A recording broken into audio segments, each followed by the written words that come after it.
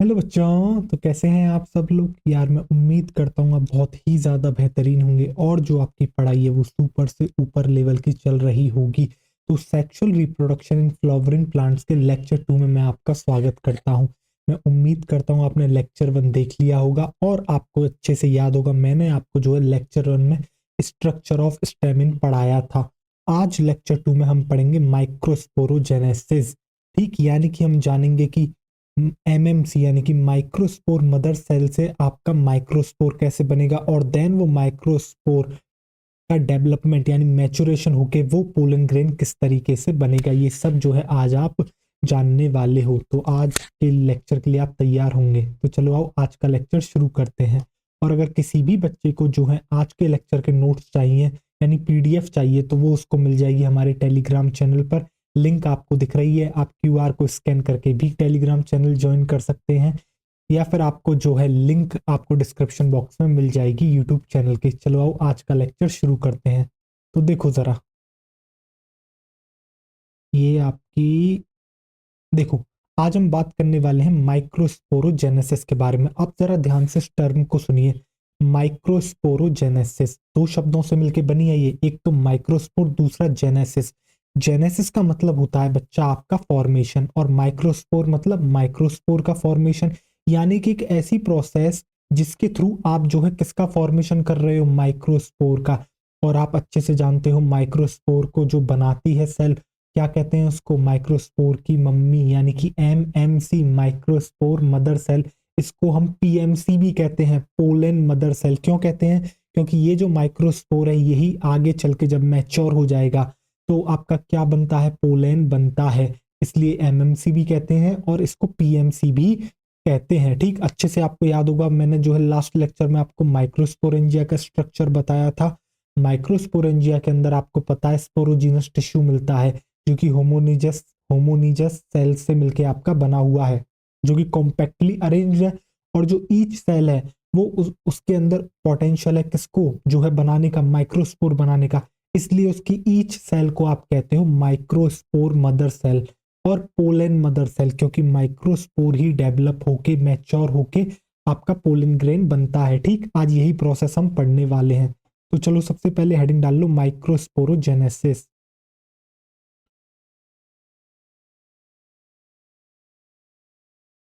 तो हेडिंग आप डालो माइक्रोस्पोरोजेनेसिस। एक मिनट, अरे यार ये क्या हो रहा है आज। हेडिंग है माइक्रोस्पोरोजेनेसिस। माइक्रोस्पोरोजेनेसिस तो लिख दूं, डेफिनेशन लिख दूं? बिल्कुल, डेफिनेशन को चलो लिख देते हैं। आओ देखो, तो लिखो, आप लिखोगे द प्रोसेस ऑफ, या फिर प्रोसेस छोड़ो सीधे लिख दो, formation of microspore, formation of microspore, formation of microspore from MMC, यानी कि आपकी माइक्रोस्पोर मदर सेल। चलो मैं सीधे एमएमसी लिख रहा हूँ, ठीक है, क्योंकि लास्ट लेक्चर में मैंने इनकी फुल फॉर्म लिखा दी थी। और अगर किसी बच्चे को पूरा लिखना है तो वो लिख सकता है माइक्रोस्पोर मदर सेल और पीएमसी यानी कि पोलन मदर सेल। अब ये किस प्रोसेस के थ्रू होता है, तो ये आपका होता है मियोसिस के थ्रू, जो कि आज हम पूरी देखने वाले हैं कि किस तरीके से प्रोसेस होती है। तो आप यहाँ पर लिख दोगे थ्रू मियोसिस, थ्रू मियोसिस। तो डेफिनेशन आपको समझ में आ गई। अब जरा ध्यान से देखना, अब जो है मैं आपके आगे माइक्रोस्पोरेंजिया का स्ट्रक्चर बनाऊंगा और उसके अंदर स्पोरोजिनस टिश्यू को ड्रॉ करूंगा। फिर देखते हैं कि किस तरीके से प्रोसेस होती है आपकी। तो जरा देखो ध्यान से, आओ। तो सबसे पहले बना लेते हैं माइक्रोस्पोर को। तो देखो जरा ध्यान से, ये मैंने इस तरीके से बना ली माइक्रोस्पोर, ठीक है। अब आपको पता है माइक्रोस्पोर जो है आपकी 4 लेयर से सराउंडेड होती है, बट मैं यहाँ पर सिर्फ और सिर्फ एक ही लेयर आपकी बना के दिखाऊंगा, जो कि होगी आपकी बच्चा टेपेटम, जो कि होगी आपकी कौन सी लेयर, टेपेटम। ठीक, जो कि सबसे पास है इसके लेयर। तो मैं बना देता हूँ यहाँ पर टेपेटम को। तो देखो इस तरीके से मैं बना रहा हूँ इसके अराउंड आपकी टेपेटम। और टेपेटम के बारे में आपको पता है, ये जो है नरिशमेंट प्रोवाइड करती है किसको, डेवलपिंग पोलन को। इनर मोस्ट लेयर है ये, और सिंगल लेयर ये होती है, ठीक। तो देखो इस तरीके से ये आपका प्रेजेंट है। अब आपको पता है जो आपको माइक्रोस्पोरेंजिया दिख रहा है, इसके अंदर आपको मिलती है होमोनीजियस सेल्स, जो कि क्या है बच्चा, होमोनीजियस होमो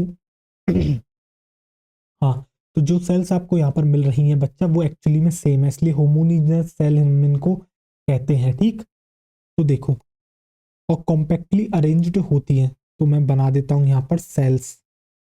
अब होता क्या है, ये जो सेल्स आपको दिख रही है ना, तो देखो इन सेल्स के बीच में होता है बच्चा आपका कनेक्शन प्रेजेंट। इन सेल्स के बीच में होता है इस तरीके से कनेक्शन प्रेजेंट, और इस कनेक्शन को आप कहते हो बच्चा क्या, इस कनेक्शन को आप कहते हो प्लाज्मोडेस्मेटल कनेक्शन। तो ये जो सेल्स आपको दिख रही हैं माइक्रोस्पोरेंजिया के अंदर, जिनको आप क्या कहते हो, ईच सेल को हम कहते हैं एमएमसी, ठीक। तो ये क्या है बच्चा, ये जो आपको दिख रहा है पूरी सेल्स मिला के क्या है बच्चा, एक टिश्यू बनाती है जिसका नाम है स्पोरोजीनस टिश्यू। तो ये जो आपको जो ईच सेल दिख रही है, इसकी एक्चुअली में ये एक दूसरे से कनेक्टेड है, इसके थ्रू प्लाज्मोडेस्मेटा के थ्रू, इसलिए इसके कनेक्शन को आप कहते हो प्लाज्मोडेस्मेटल कनेक्शन। तो आपको कुछ इस तरीके की जो है स्थिति देखने को मिलती है, ठीक। तो एक बार लेबलिंग कर दूं मैं डायग्राम की, बिल्कुल, चलो लेबलिंग कर देते हैं। तो ये आपको कौन सी लेयर दिख रही है सबसे बाहर, ये आपको दिख रही है सर टेपेटम, ये आपको दिखी बच्चा टेपेटम। ये है आपका माइक्रोस्पोरेंजिया, ये है आपका माइक्रोस्पोरेंजिया, माइक्रोस्पोरेंजिया, ठीक। और ईच सेल जो होती है माइक्रोस्पोरेंजिया की, उसको क्या मैं एमएमसी कह सकता हूँ, बिल्कुल सर एमएमसी होती है वो। क्यों, क्योंकि उसके पास कैपेसिटी है, क्या है उसके पास, पोटेंशियल, कि भैया वो जो है माइक्रोस्पोर को डेवलप कर सकती है। और ये जो इन दोनों के बीच में कनेक्शन प्रेजेंट है सेल्स के बीच में, इसको आप कहते हो प्लास्मोडेस्मेटल कनेक्शन, प्लास्मोडेस्मेटल कनेक्शन, प्लास्मोडेस्मेटल कनेक्शन। तो देखो इसको आप कहते हो बच्चा प्लास्मोडेस्मेटल कनेक्शन। और अगर आप पूरे टिश्यू के बारे में बताना चाहो, एक मिनट, ये एरो जो है यहाँ पर नहीं, हम जो है यहाँ पर लगा देते हैं, देखो। और ये जो पूरा का पूरा टिश्यू आपको दिखता है, इसको आप कहते हो स्पोरोजीनस टिश्यू, इसको आप कहते हो बच्चों स्पोरोजीनस टिश्यू, स्पोरोजीनस टिश्यू। और अगर इस टिश्यू की कोई प्लॉइडी की बात करें तो बच्चा इसकी प्लॉइडी है 2n। और जो ईच सेल है बच्चा यानी एमएमसी, उसकी प्लॉइडी भी क्या है, उसकी प्लॉइडी भी है 2n। दैट मीन्स ये भी आपकी क्या है, डिप्लॉयड है, एमएमसी क्या है, डिप्लॉयड है। अब एमएमसी को जो है बच्चा क्या बनाना है, माइक्रोस्पोर बनाना है। और आपको पता है माइक्रोस्पोर जब ये बनाएगा तो क्या होगा, माइक्रोस्पोर की प्लॉइडी होती है एन हैप्लॉइड, यानी कि डिप्लॉयड से हैप्लॉइड बन रहा है। किस तरह के डिवीजन में ये होता है, हाँ सर हमें अच्छे से पता है, ये होता है मियोसिस में। ऊपर डेफिनेशन भी तो लिखी है, the process of formation of microspore from MMC PMC through meiosis, यानी मियोसिस यहाँ पर होगा। अब एक बात बताओ, मियोसिस होगा एमएमसी में, ठीक, यानी कि पीएमसी भी आप उसको कह सकते हो। बट ये जो एमएमसी आपको दिख रही है, एक दोनों एक दूसरे से सारी की सारी क्या है, कनेक्टेड है, किसके थ्रू, प्लास्मोडेस्मेटल के कनेक्शन के थ्रू, ठीक। तो सबसे पहले हमें क्या करना होगा, प्लास्मोडेस्मेटल कनेक्शन को तोड़ना होगा। अब ये टूटेगा कैसे भाई, मियोसिस कराने से पहले सबसे पहले उस सेल को फ्री तो करो, उसने क्योंकि कनेक्शंस बना रखे हैं। तो उस कनेक्शन से टूटने के लिए खुद एमएमसी जो है बच्चा आपके कैलोस को क्या करती है, प्रोड्यूस करती है। और देन ये कैलोस क्या करता है, इन प्लास्मोडेस्मेटल कनेक्शंस को तोड़ देता है। प्लास्मोडेस्मेटल कनेक्शंस को क्या कर देता है बच्चा, तोड़ देता है। प्लास्मोडेस्मेटल कनेक्शन को क्या करेगा बच्चा, तोड़ देगा। तो देखो अब यहाँ पर क्या होगा, तो आप यहाँ पर एरो बनाओगे, आप यहाँ पर एरो बनाओगे और यहाँ पर लिखोगे आप एमएमसी। एमएमसी ने क्या प्रोड्यूस करा, एमएमसी ने प्रोड्यूस करा आपका कैलोज, एमएमसी ने प्रोड्यूस करा आपका बच्चा कैलोज, एमएमसी ने प्रोड्यूस करा कैलोज। और देन ये कैलोज क्या करेगा, ये जो कैलोज दिख रहा है बच्चा, ये कैलोज जो है ब्रेक कर देगा किसको, ये ब्रेक कर देगा प्लास्मोडेस्मेटल कनेक्शन को, ये ब्रेक कर देगा प्लास्मोडेस्मेटल कनेक्शन को, ये ब्रेक कर देगा आपके प्लास्मोडेस्मेटल कनेक्शन को। अब जैसे ही प्लास्मोडेस्मेटल कनेक्शन टूटेगा, जो सेल्स आपको दिख रही हैं ये जो एक दूसरे से कॉम्पैक्टली अरेंज्ड है, ये सब जो है आपकी क्या हो जाएंगी, फ्री हो जाएंगी। अब मैं सारी सेल्स तो बना के नहीं दिखाऊंगा, मैं सिर्फ एक सेल को पकड़ लूंगा, मैं सिर्फ एक सेल को पकड़ लूंगा जिससे मेरा काम हो जाए। तो चलो ड्रॉ करें, आओ चलो ड्रॉ करना शुरू करते हैं। तो देखो ये मैंने बना लिया क्या, आपका माइक्रो स्पोरेंजिया, ठीक है।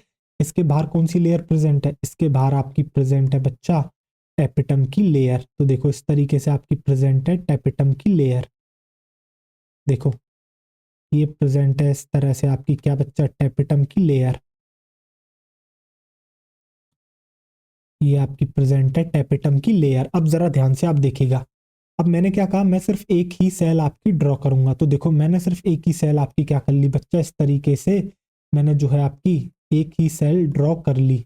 एक मिनट, थोड़ी डार्क हो गई है ये, थोड़ा लाइट करते हैं। तो देखो ऐसा नहीं है सिर्फ एक ही सेल है, सारी सेल्स प्रेजेंट है, बट मुझे आपको समझाना है तो वो मैं एक ही सेल से आपको समझा दूंगा। तो आपको एक एमएमसी मिल गई, बट अब इसको तोड़ा किसने था, इनके प्लाज्मोडेस्माटल कनेक्शन को कैलोज ने। तो कैलोज क्या करता है, कैलोज इनके सराउंडिंग में क्या कर लेता है, एक लेयर बना लेता है।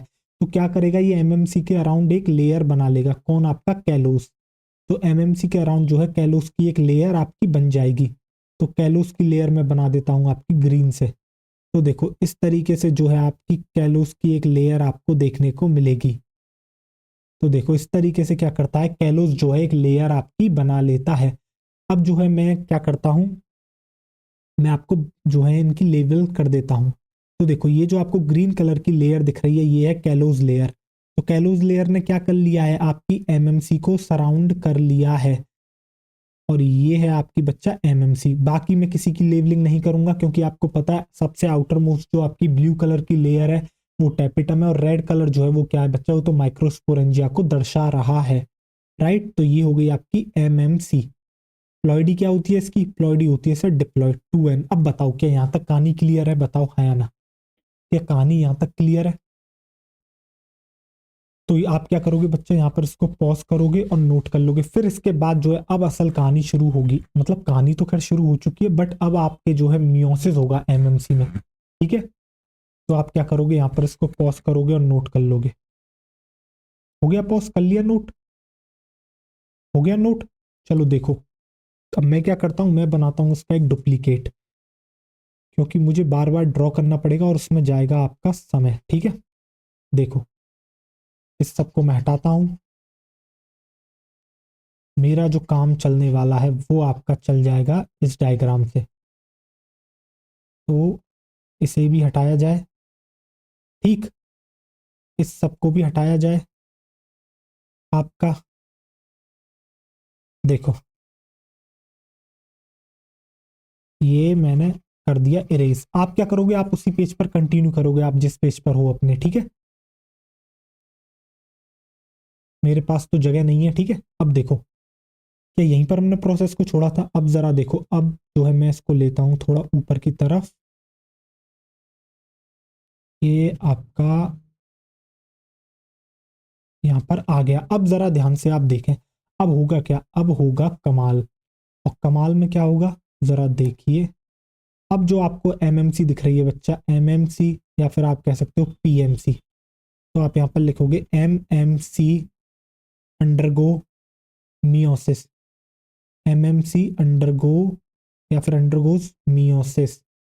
तो भैया ये जो है किस में जाएगी, आपकी मियोसिस में जाएगी। और हर कोई जानता है बच्चा, जब एक सेल डिप्लॉइड सेल आपकी मियोसिस में जा रही है तो क्या होगा, तो जब वो जा रही है तो आपको पता है एक सेल से आपको 4 सेल मिलेंगी, और उनकी प्लॉइडी क्या होगी, ईच सेल की प्लॉइडी होगी एन, ईच सेल की आपकी प्लॉइडी होगी एन। तो देखो अब मुझे जो है वापस से ड्रॉ करना पड़ेगा ये सब, तो मैं क्या कर लेता हूँ, इसकी एक कॉपी बना लेता हूँ। मैं कर लेता हूँ इसकी कॉपी और कर लेता हूँ इसको पेस्ट। ये देखो ये आपका हो गया। अब जरा ध्यान से आप देखिएगा, अब मैं अंदर का जो है यहाँ से हटा देता हूँ, जरा देखिए ध्यान से। अब हुआ क्या, अब आपकी जो है 1 से 4 सेल आपकी बन जाएंगी, ठीक है।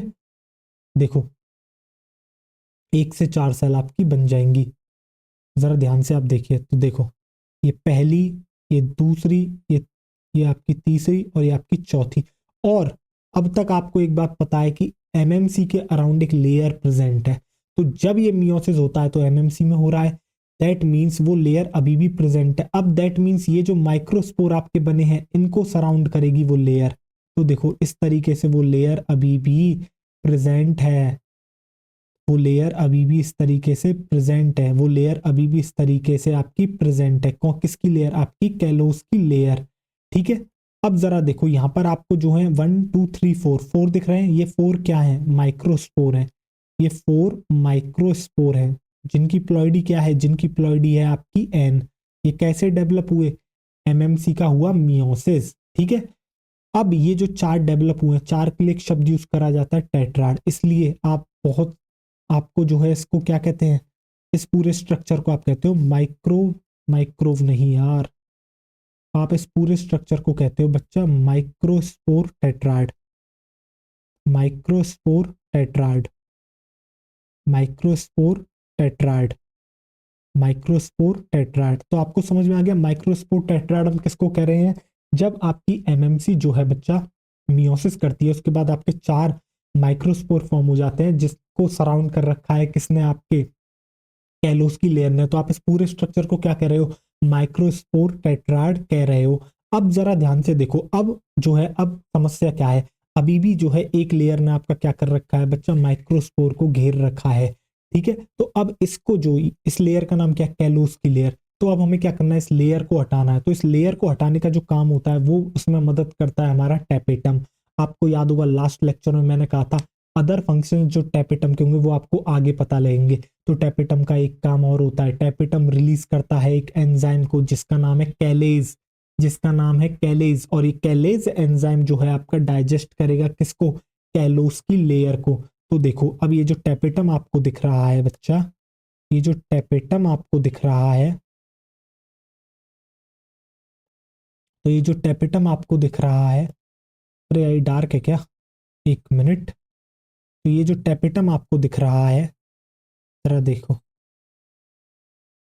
तो ये टेपेटम क्या करेगा? ये टेपेटम जो है बच्चा, टेपेटम, टेपेटम जो है आपका रिलीज करेगा। टेपेटम क्या करेगा? टेपेटम रिलीज करेगा। क्या रिलीज करता है? एंजाइम को। एंजाइम का नाम क्या है? कैलेज। टेपेटम रिलीज करता है कैलेज एंजाइम को।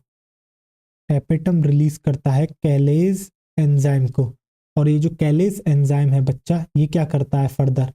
ये कैलेज एंजाइम जो है डाइजेस्ट करता है। ये कैलेज एंजाइम क्या करेगा? ये कैलेज एंजाइम जो है आपका डाइजेस्ट करेगा। किसको डाइजेस्ट करेगा? डाइजेस्ट करेगा कैलोस की लेयर को। डाइजेस्ट करेगा कैलोस की लेयर को। डाइजेस्ट करेगा कैलोस की लेयर को। इस एरो को थोड़ा आगे बढ़ा देते हैं, आओ देखो। तो डाइजेस्ट करता है किसकी? कैलोस की लेयर को। अब जब ये लेयर डाइजेस्ट हो जाएगी तो आपको कैसे दिखेंगे? ये जो माइक्रोस्पोर है बच्चा फ्रीली डोलते हुए आपको दिखेंगे। तो एक बार मैं क्या करूं, मैं इस फिगर को जो है फिर से आपका क्या, एक मिनट, मैं इसकी कॉपी बना लेता हूं इस फिगर की। आपको तो वापस बनाना है, ठीक है, मैं कर लेता हूं इसकी कॉपी और कर देता हूं मैं इसको पेस्ट। देखो, तो ये कैलेज एंजाइम क्या करेगा? आके इस कैलोस की लेयर को डाइजेस्ट कर लेगा। देखो इस तरीके से क्या कर लेता? डाइजेस्ट आपका कर लेगा। अब क्या हो चुका है? अब आपके जो माइक्रोस्पोर हैं बच्चा वो फ्री हो चुके हैं। माइक्रोस्पोर कैसे हो चुके हैं? अब आपके माइक्रोस्पोर हो चुके हैं फ्री। तो मैं यहाँ पर लिख दूं माइक्रोस्पोर फ्री हो चुके हैं। आप लिख दोगे माइक्रोस्पोर आपके हो चुके हैं बच्चा फ्री। अब होता क्या है? अब होता है बच्चा मैच्योरेशन। अब होता है बच्चा क्या? मैच्योरेशन, जो कि हम अगली स्टेप में डिटेल में देखेंगे, ठीक है। इसके बाद होता है बच्चा आपका मैच्योरेशन। अब होगा आपका मैच्योरेशन। और मैच्योरेशन के बाद क्या होगा जरा ध्यान से आप देखिएगा। मैच्योरेशन में क्या होगा बच्चा? टेपेटम की लेयर जा चुकी है और अब आपको देखने को मिलता है क्या? आपको देखने को मिलता है, कलर कौन सा ले लिया जाए? चलो पिंक ले लेते हैं। कलर ले लिया जाए पिंक। और आपके जो है ले लिया जाए ऑरेंज। देखो अब मैं आपको कुछ बताऊंगा, जरा ध्यान से आप देखिएगा। अब होगा क्या? अब होता है मैच्योरेशन। और मैच्योरेशन के बाद पता है क्या होता है?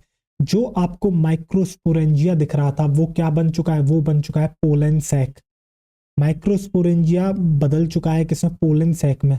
और जो अंदर आपको दिखते हैं क्या, माइक्रोस्पोर, वो आपके बन जाते हैं पोलन ग्रेन आफ्टर मैच्यूरेशन।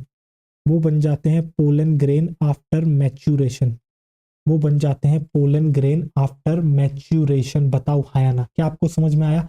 अब ये मैच्यूरेशन किस तरीके से होता है, डेवलपमेंट किस तरीके से होता है, ये अपने आप में एक प्रोसेस है जो कि मैं अभी आपको नेक्स्ट स्लाइड पर अच्छे से समझाऊंगा। ठीक, यानी कि हम डेवलपमेंट देखेंगे पोलन ग्रेन का, किससे, माइक्रोस्पोर से, कि माइक्रोस्पोर में किस तरीके से डेवलपमेंट होकर पोलन ग्रेन बनेंगे। क्या आपको समझ में आ गया? मैच्यूरेशन में क्या होता है, जो माइक्रोस्पोरेंजिया होता है वो बन जाता है पोलन सैक, और जो अंदर वाले माइक्रोस्पोर होते हैं वो बन जाते हैं बच्चा आपके पोलन ग्रेन। बताओ हाँ या ना, क्या बेहतरीन तरीके से समझ में आ गया आपको? बताओ, पूरी प्रोसेस समझ में आ गई अच्छे से? मैं हटूं एक बार, आप क्या करोगे, पॉज करोगे और आप जो है क्या कर लोगे, नोट डाउन कर लोगे। ठीक,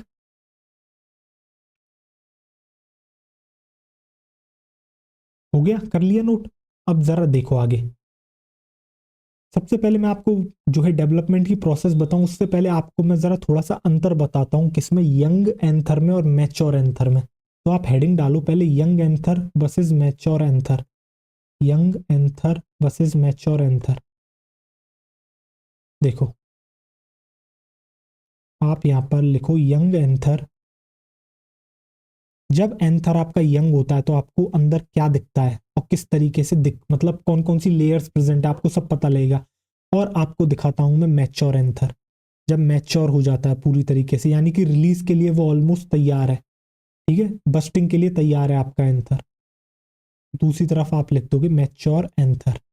ठीक है, अब जरा इसको समझते हैं अपन।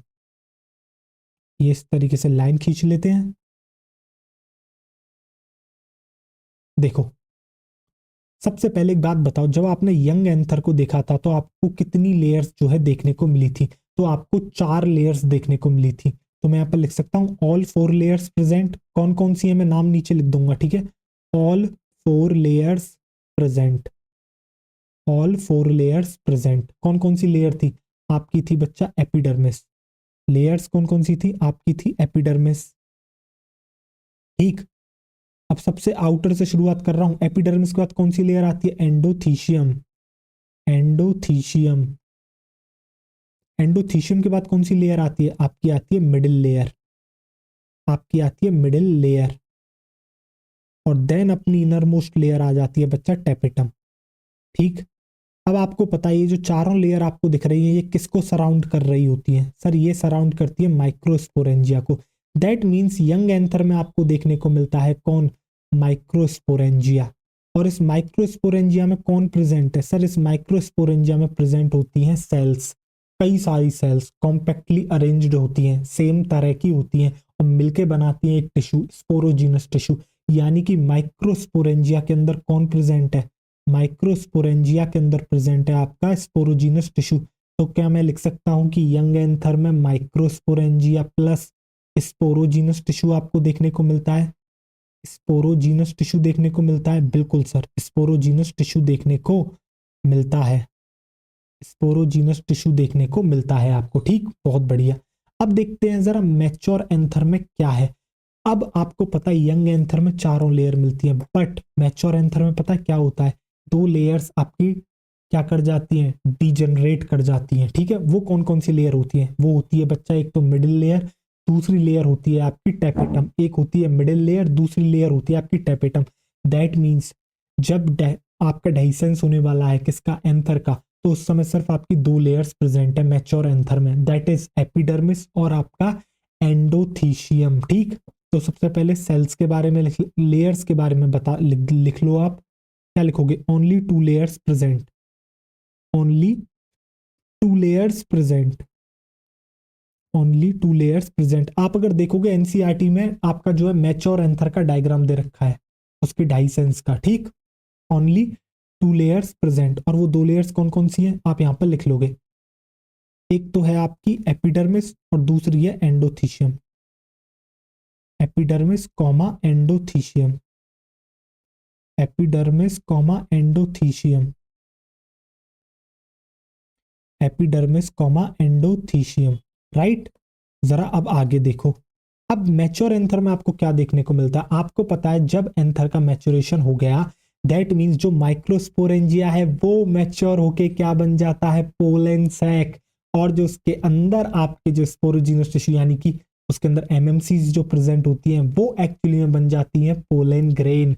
वो क्या बन जाती हैं, पोलन ग्रेन बन जाती हैं। तो आपको देखने को मिलता है मैच्योर एंथर में पोलन सैक, पोलन सैक, ठीक। और आपको देखने को मिलता है क्या, पोलन ग्रेन।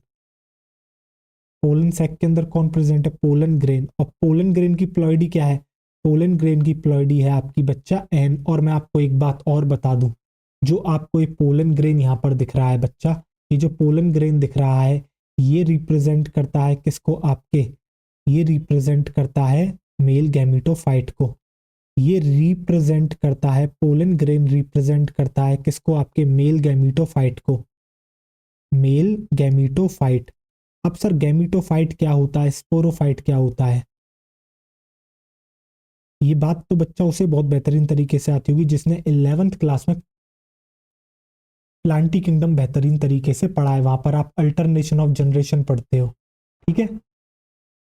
तो आप याद रखोगे भैया जो पोलन ग्रेन है वो मेल गैमीटोफाइट होता है, टेंशन मत लो, आगे आपको अच्छे से हम बता देंगे मेल गैमीटोफाइट स्पोरोफाइट क्या होता है, ठीक है। बट आप अब याद रखोगे क्या कि भैया जो है आपका एंजियोस्पर्म में जो मेल गैमीटोफाइट होता है वो कौन है, एक्चुअली में वो पोलन ग्रेन है। वो कौन है बच्चा, वो है आपका पोलन ग्रेन। अब आप क्या करोगे, यहाँ पर इसको पॉज करोगे और बच्चा नोट कर लोगे। इसके बाद हम शुरू करेंगे आपका डेवलपमेंट किसका, माइक्रोस्पोर का डेवलपमेंट, जिससे कि वो पोलन ग्रेन बन सके, ठीक है। किस तरीके से होता है, क्या होता है, वो सब जो है इन डिटेल अब हम जानने वाले हैं, राइट। तो आप क्या कर लोगे बच्चा, पॉज करके नोट कर लोगे। हो गया नोट, अब देखो आगे। अब डालो आप हेडिंग, अब डालो आप हेडिंग। और हेडिंग में आप क्या डालोगे, हेडिंग में डालोगे डेवलपमेंट ऑफ, हेडिंग में लिखोगे आप बच्चा development of pollen grain, development of pollen grain from microspore, from microspore.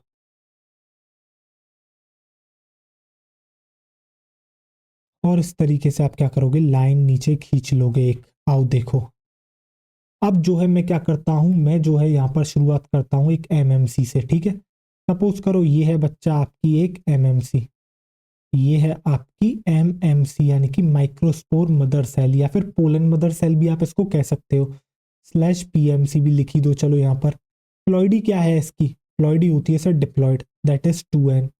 अब यहाँ पर होगा क्या, अब यहाँ पर होता है बच्चा मियोसिस, इसमें होता है आपका मियोसिस, इसमें हुआ था आपका बच्चा मियोसिस, ठीक है। बाकी कहानी आपने देख ली थी। अब मैं सीधे के सीधे जो है आपके क्या बना दूंगा, यहाँ पर मैं आपके बना दूंगा 4 माइक्रोस्पोर। तो देखो इस तरीके से आपके बन जाते हैं 4 माइक्रोस्पोर। आपको अच्छे से पता है मियोसिस कैसे होती है, मियोसिस 1 होता है पहले, देन मियोसिस 2 होता है। इस तरीके से आपको at the end complete meiosis होने के बाद आपको 4 सेल्स देखने को मिलती हैं, जिसमें जो ईच सेल होती है उसकी प्लॉइडी होती है आपकी n। तो यहाँ पर आपके क्या हुआ, 4 माइक्रोस्पोर डेवलप हो गए, 4 माइक्रोस्पोर आपके डेवलप हो गए, जिनकी प्लॉइडी है आपकी बच्चा n। अब मुझे जो है आगे की प्रोसेस आपको बतानी है कि भैया किस तरीके से एक माइक्रोस्पोर से आपका डेवलप होके बनता है, क्या क्या बनता है आपका, आपका एक माइक्रोस्पोर से डेवलप किस तरीके से होके बनता है पोलन ग्रेन। अब मैं चारों को लेके नहीं चलूंगा, मैं किसी एक को लेके चलूंगा। इसी तरीके से बाकी के बच्चों कुछ तीनों में भी सेम प्रोसेस होती है, बट अभी मुझे आपको समझाना है तो मैं किसी एक को पिक कर लेता हूं, ठीक। तो सपोज करो मैंने जो है पहले वाले को आपका पिक कर लिया, इसको देखो। अब यहाँ पर क्या होगा, अब इसका मैचुरेशन शुरू होगा। अब मैचुरेशन में क्या होता है बच्चा, यहाँ पर जो आपको दिख रहा है माइक्रोस्पोर, ठीक है। आपको इसको जो है इसके अंदर क्या प्रेजेंटेड, जो मैंने डॉट दिखाया है वो मैंने दिखाया है इसका बच्चा न्यूक्लियस, ठीक है यार। या फिर इसको थोड़ा अलग से करके बनाया जाए, हैं नहीं, इसको थोड़ा सा बड़ा करते हैं, एक मिनट होल्ड ऑन। इसको करते हैं, इस माइक्रोस्पोर को मैं थोड़ा सा बड़ा कर लेता हूं, राइट। तो देख, ये तुझे दिख रहा है, हाँ। अब देख जरा ध्यान से, होता क्या है बच्चा, ये जो माइक्रोस्पोर तुझे दिख रहा है इसके सेंटर पे है तो ये क्या दिख रहा है, ये तुझे इस कलर से नहीं, कलर कोई और लेना होगा यार, कंफ्यूजन हो जाएगी नहीं तो आपको।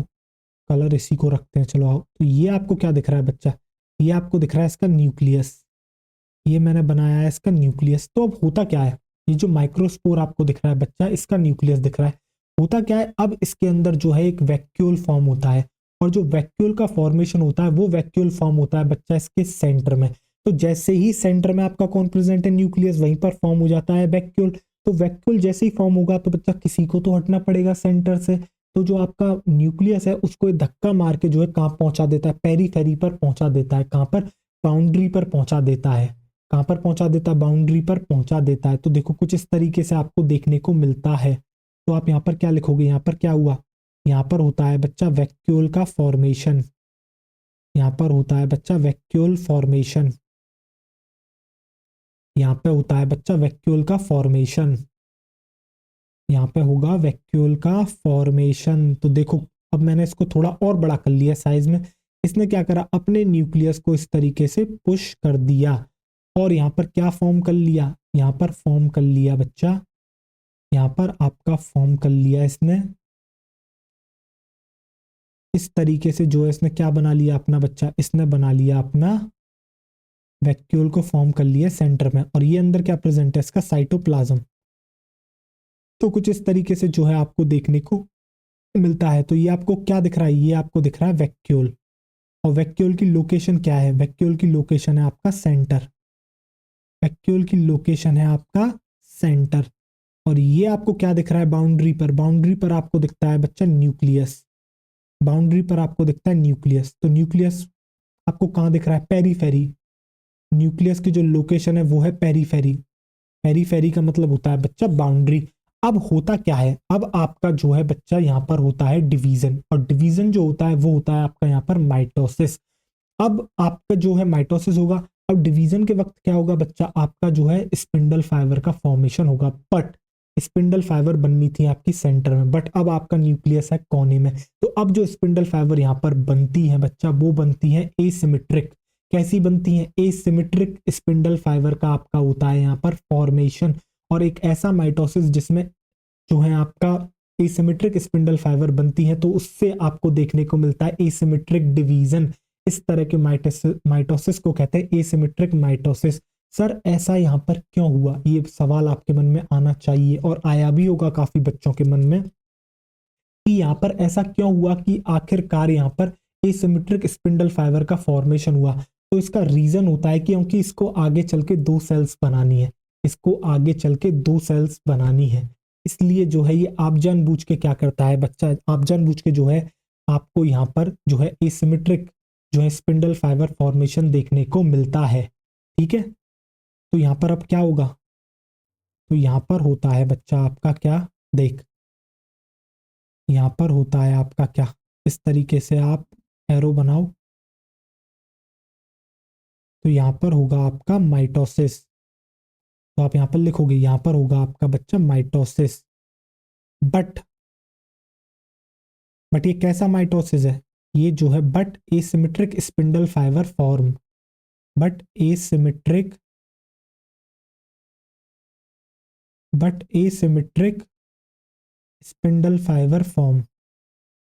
But asymmetric spindle fibre form. Mitosis तो हुआ, बट यहाँ पर जो स्पिंडल फाइबर फॉर्म होती है वो आपकी एसिमेट्रिक होती है। और कुछ इस तरीके से जो है आपको डायग्राम देखने को मिलता है। इस तरीके से, कुछ इस तरीके से देखने को आपको मिलता है डायग्राम। तो देखो जरा ध्यान से, ये मैंने बना लिया आपका क्या बच्चा, ये मैंने बना लिया आपका वैक्यूल। ठीक है, और आपको डायग्राम कुछ इस तरीके से देखने को मिलता है। किस तरीके से, देखो ये देखो, इस तरीके से मैं जो है आपको क्या दिखाने की कोशिश करता हूँ, क्रोमोसोम दिखाने की यहाँ पर कोशिश कर रहा हूँ। और ये मैं आपको दिखा रहा हूँ स्पिंडल फाइबर्स। तो यहाँ पर इस तरीके से जो है एसिमेट्रिक स्पिंडल आपको फॉर्म देखने को मिलता है।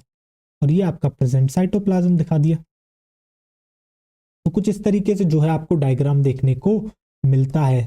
ठीक, तो इससे क्या होगा, इससे आगे चल के होगा आपका जो है क्या होगा बच्चा, इससे आगे चल के होता है आपका क्या, आप यहाँ पर लिख सकते हो एसिमेट्रिक स्पिंडल फाइबर। ये है आपकी एसिमेट्रिक स्पिंडल फाइबर।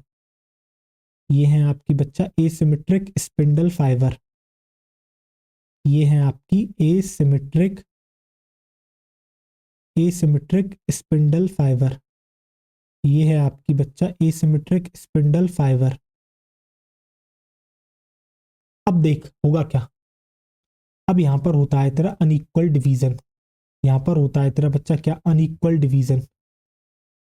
जब तेरी अनइक्वल जो है बच्चा तेरी एसिमेट्रिक स्पिंडल फाइबर बनी है तेरी, ठीक है, सिमेट्रिक नहीं बनी है, एसिमेट्रिक बनी है, तो इससे होगा क्या, इससे जो है आपका होगा अनइक्वल डिवीजन।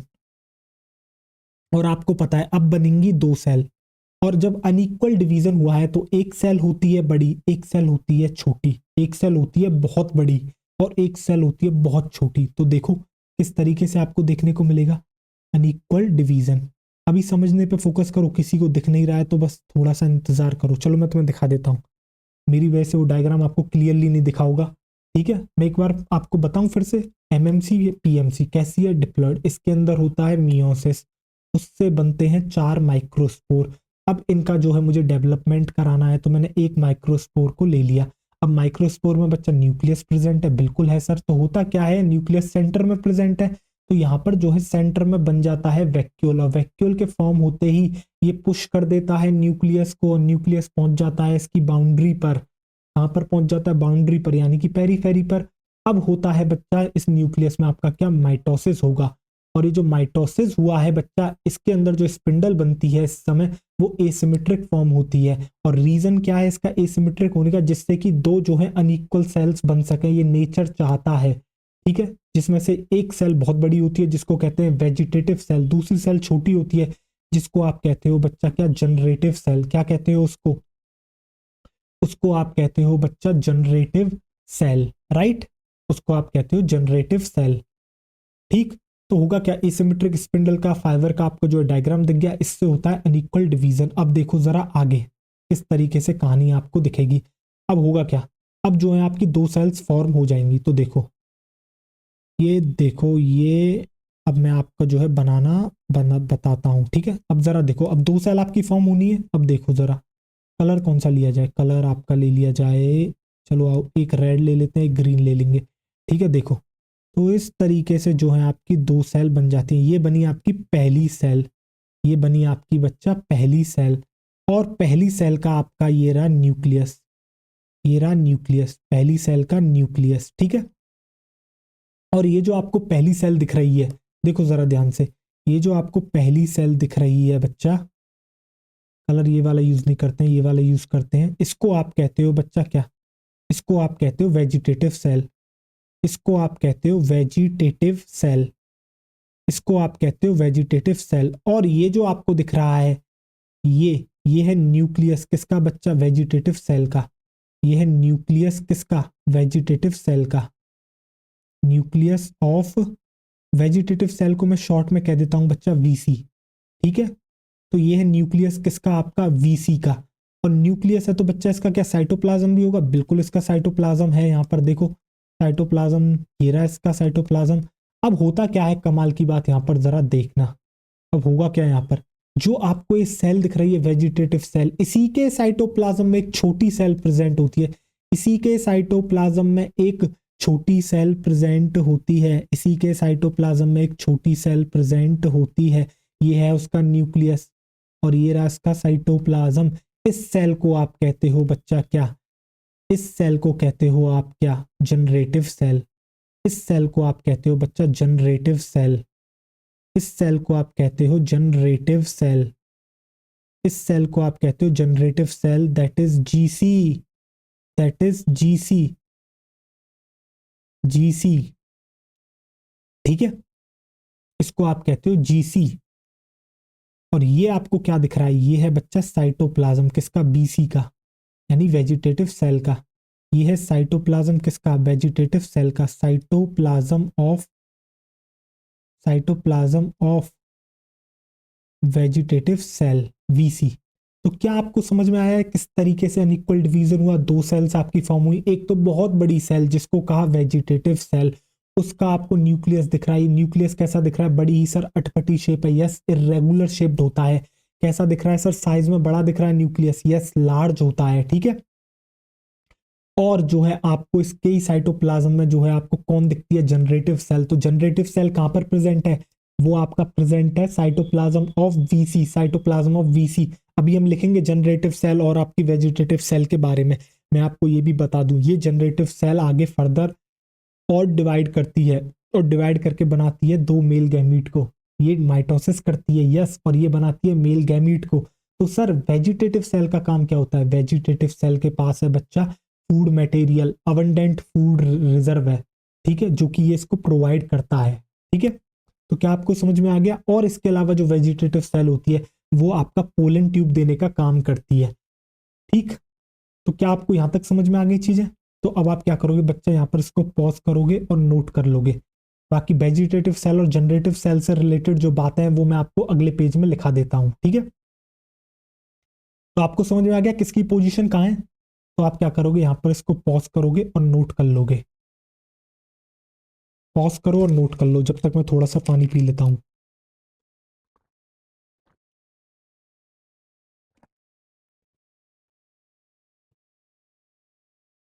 हो गया। अब देखो आगे,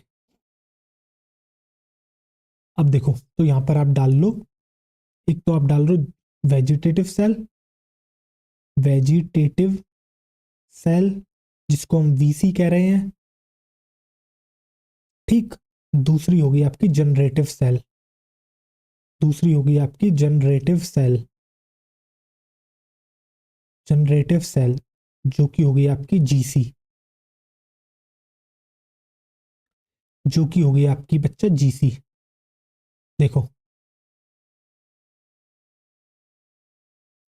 अब जो है मैं आपको इसमें डिफरेंसेस जो है, मतलब जो भी पॉइंट्स है इसके मैं आपको बता देता हूँ। तो आपने अभी अभी देखा था कि वेजिटेटिव सेल का साइज कैसा है, बड़ा है। तो आप यहाँ पर लिख दोगे बिगर इन साइज, तो आप यहाँ पर लिख दोगे बिगर इन साइज। जबकि जो जनरेटिव सेल है वो कैसी है, स्मॉल है साइज में। तो आप लिख दोगे small in size, small in size. और आप लिख सकते हो उसकी शेप जो कि होती है स्पिंडल शेप। कैसी है ये है आपकी स्पिंडल शेप, स्पिंडल शेप। फिर दूसरा पॉइंट आप क्या लिखोगे, आप यहां पर लिखोगे कि भैया इसके पास है अवेंडेंट, इसके पास क्या है, इसके पास है अवेंडेंट फूड रिजर्व। बहुत सारा फूड मटेरियल है भैया इसके पास, अवेंडेंट फूड रिजर्व, इसके पास है अवेंडेंट फूड रिजर्व। ठीक, और जो जनरेटिव सेल आपको दिखती है बच्चा, ये आपकी कहाँ पर प्रेजेंट है, इसकी लोकेशन बता सकते हो। बिल्कुल सर, ये जो है फ्लोट कर रही है आपकी किस में, साइटोप्लाज्म ऑफ वेजिटेटिव सेल। तो आप यहाँ पर लिखोगे जो जनरेटिव सेल है, आप लिखोगे यहाँ पर float in cytoplasm of VC, float in cytoplasm of, float in cytoplasm of vegetative cell, that is PC. अब अगला पॉइंट आप क्या लिखोगे, अब इसके न्यूक्लियस के बारे में लिखें। वेजिटेटिव सेल के न्यूक्लियस के बारे में तो कैसा था, लार्ज था। डायग्राम याद करो, लार्ज था, कैसा था, इरेगुलर शेप्ड था। Large, large irregular shaped nucleus, large irregular shaped nucleus.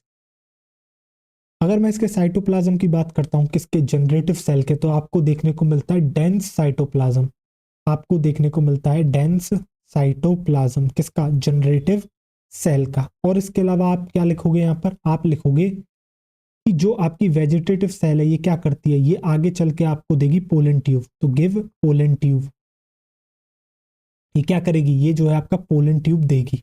ठीक है, और जो आपकी बच्चा क्या है, जनरेटिव सेल है, वो आपकी क्या देगी, आप लिखोगे गिव टू मेल गैमीट्स, ये देती है बच्चा दो मेल गैमीट्स को, give two male gametes by mitosis. ये क्या करती है, दो मेल गैमीट देती है, कौन सी प्रोसेस के थ्रू, माइटोसिस के थ्रू, बाय माइटोसिस। यानी कि जो जीसी आपको दिख रहा है इसका फर्दर डिवीजन हो जाता है। ठीक है, और दो मेल गैमीट्स ये बनाती है। तो आप क्या करोगे बच्चा, इसको पॉज करोगे और इसको जो है क्या कर लोगे, नोट कर लोगे। अभी मैंने जो है आपको पोलन ग्रेन का डायग्राम नहीं बताया है, अभी मैं आपको बताऊंगा कि मैच्योर पोलन ग्रेन एक्चुअल में दिखता कैसे है। मैं चाहता तो इसी डायग्राम में बता सकता था आपको, बट बहुत ही ज्यादा हौच पौच हो जाती है और आपको समझ में नहीं आती चीजें। ठीक है, तो अलग से जो है आपका स्ट्रक्चर बना देंगे किसका, मैच्योर पोलन ग्रेन का, किसका, मैच्योर पोलन ग्रेन का, राइट। चलो देखो, हो गया, आपने नोट कर लिया ये। तो जरा देखो, अब जो है मैं डायग्राम बना देता हूं मैच्योर पोलन ग्रेन का, आओ देखो। तो आप यहां पर हेडिंग डालोगे,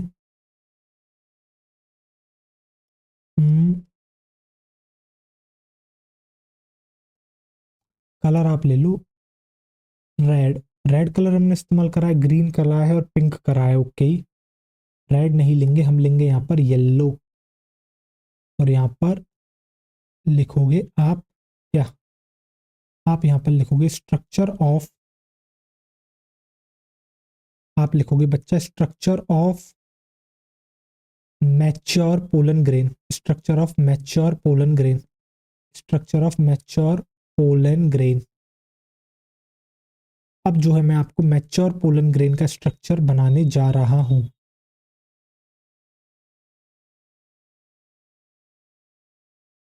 ठीक है, तो जरा देखो ध्यान से। अब जो है मैं शुरुआत करता हूं, सबसे पहले बनाऊंगा मैं वेजिटेटिव सेल। रेड कलर से बनाई थी, बिल्कुल सर, रेड कलर से बनाई थी ना, हाँ रेड कलर से बनाई थी। आओ देखो, सबसे पहले बनाता हूं मैं बच्चा वेजिटेटिव सेल। देख, इसको ले लेते हैं थोड़ा सा नीचे, देख, वेजिटेटिव सेल, और वेजिटेटिव सेल का बना देता हूं न्यूक्लियस, कुछ इस तरीके से ही था, लार्ज इरेगुलर शेप्ड न्यूक्लियस था, और ये था इसका साइटोप्लाज्म। और इसी साइटोप्लाज्म में फ्रीली जो है फ्लोट कर रही होती है कौन, आपकी जनरेटिव सेल, कौन, आपकी जनरेटिव सेल, जो कि स्पिंडल शेप की होती है, और ये है इसका बच्चा न्यूक्लियस, राइट। तो नेमिंग करूं मैं इसकी, नहीं अभी नहीं करते हैं। होता क्या है, इनको सराउंड कर रही है कौन, आपकी एक प्लाज्मा मेम्ब्रेन या फिर सेल मेम्ब्रेन, और वो मैंने बनाई थी आपकी पिंक कलर से, वो मैंने बनाई थी आपकी पिंक कलर से। ये देखो, सेल मेम्ब्रेन ने इसको इस तरीके से क्या कर रखा है बच्चा, सराउंड कर रखा है, प्लाज्मा मेम्ब्रेन ने किसको, वेजिटेटिव सेल को, ठीक। अब होता क्या है, इसके बाहर बच्चा एक और लेयर आपकी प्रेजेंट है, एक और लेयर आपकी क्या है बच्चा, प्रेजेंट है। अब उसको बना लिया जाए ब्लू कलर से, आओ चलो देखो, ठीक, जरा ध्यान से देखिएगा। आपकी प्रेजेंट है ब्लू कलर की लेयर, देखो, जिसको आप कहते हो बच्चा इंटाइन, क्या कहते हो, जिसको आप कहते हो बच्चा इंटाइन, कॉन्टिन्यूअस लेयर है, चारों तरफ से क्या करती है, इसको कवर करती है पोलन ग्रेन को। और इस इंटाइन के बाहर एक और लेयर आपकी क्या है बच्चा, प्रेजेंट है, एक और लेयर आपकी क्या है बच्चा, प्रेजेंट है, एक और लेयर आपकी प्रेजेंट है, जो कि होती है आपकी बच्चा एक्साइन की लेयर, देखो, जो कि होती है एक्साइन की लेयर, जो कि होती है एक्साइन की लेयर।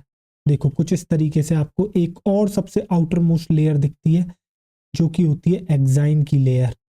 और एक्साइन की लेयर में आप एक चीज देखोगे कि एक कॉन्टिन्यूअस नहीं है, एक कुछ जगह पर जो है आपको, एक जगह पर जो है ये आपको एब्सेंट देखने को मिलती है, दिख रही है आपको, टॉप पर जो है आपको यहाँ पर एक जो है क्या दिख रहा है आपको ये लेयर एब्सेंट दिख रही है एक जगह पर, जहां पर एक होल क्रिएट हो जाता है, अपर्चर क्रिएट हो जाता है, इसी अपर्चर को कहते हैं जर्म पोर, और ये वो जगह है जहां से पोलन ट्यूब आती है, ठीक है। चलो देखो, अब जो है लेवल करना शुरू करते हैं एक एक चीज को। ये क्या है, ये क्या, कौन सी लेयर है, ये है आपकी बच्चा वीसी, वेजिटेटिव सेल है ये, ठीक है। ये आपकी क्या है, ये है आपकी बच्चा जीसी, जनरेटिव सेल, ठीक है। ये आपकी क्या है, ये है आपकी सेल मेम्ब्रेन या फिर प्लाज्मा मेम्ब्रेन। ये जो आपको दिख रही है बच्चा लाइट ब्लू कलर से लेयर, ये है आपकी इंटाइन, ये है आपकी इंटाइन, इस लेयर को कहते हैं इंटाइन। और जो ये आपको दिख रही है डार्क वॉयलेट कलर से, पता नहीं इंडिगो कलर है, हाँ ये इंडिगो है, ये है आपकी एक्साइन। अब एक बात बताओ, इंटाइन और एक्साइन में कौन इनर है और कौन आउटर है, तो आप कहोगे इंटाइन, इंटाइन मतलब इन, एक्साइन मतलब आउट, इंटाइन मतलब इन, एक्साइन मतलब आउट।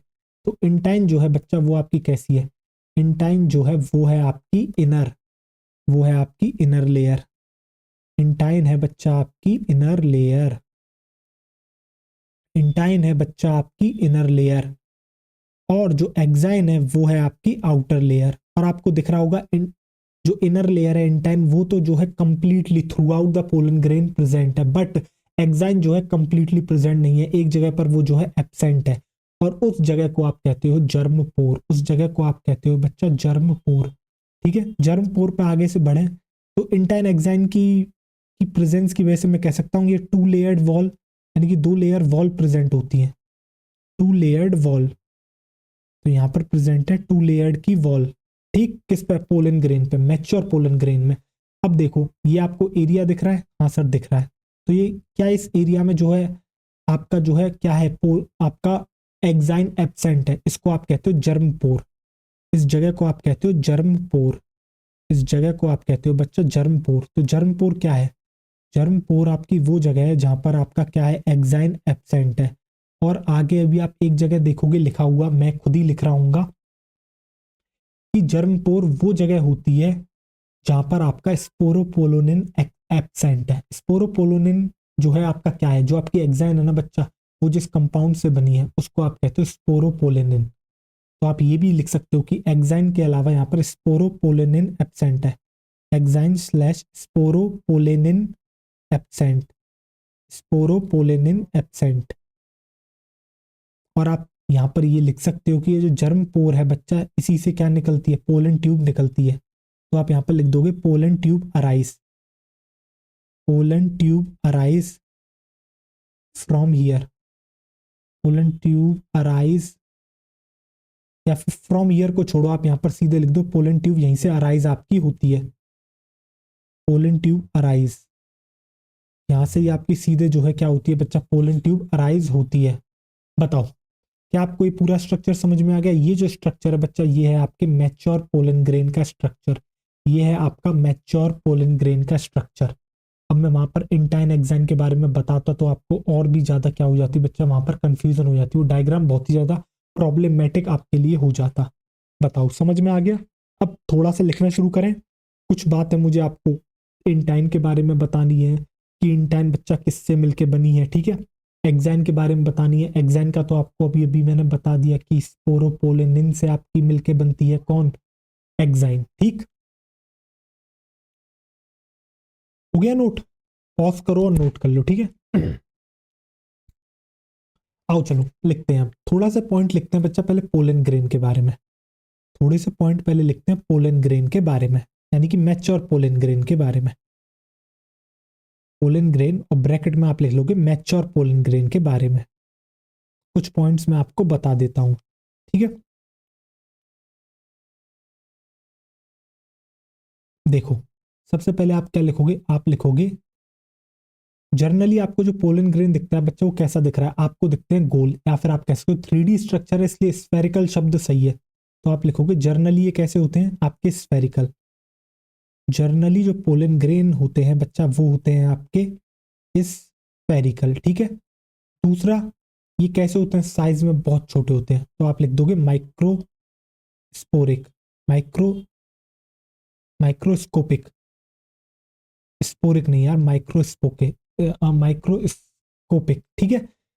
दूसरा जो है आपकी एनसीईआरटी ने जो है इनका साइज बता रखा है, एक्चुअली में डायमीटर बता रखा है, जो कि होता है आपका लगभग 25 से 50 micrometre, micrometre in diameter, micrometre in diameter, right.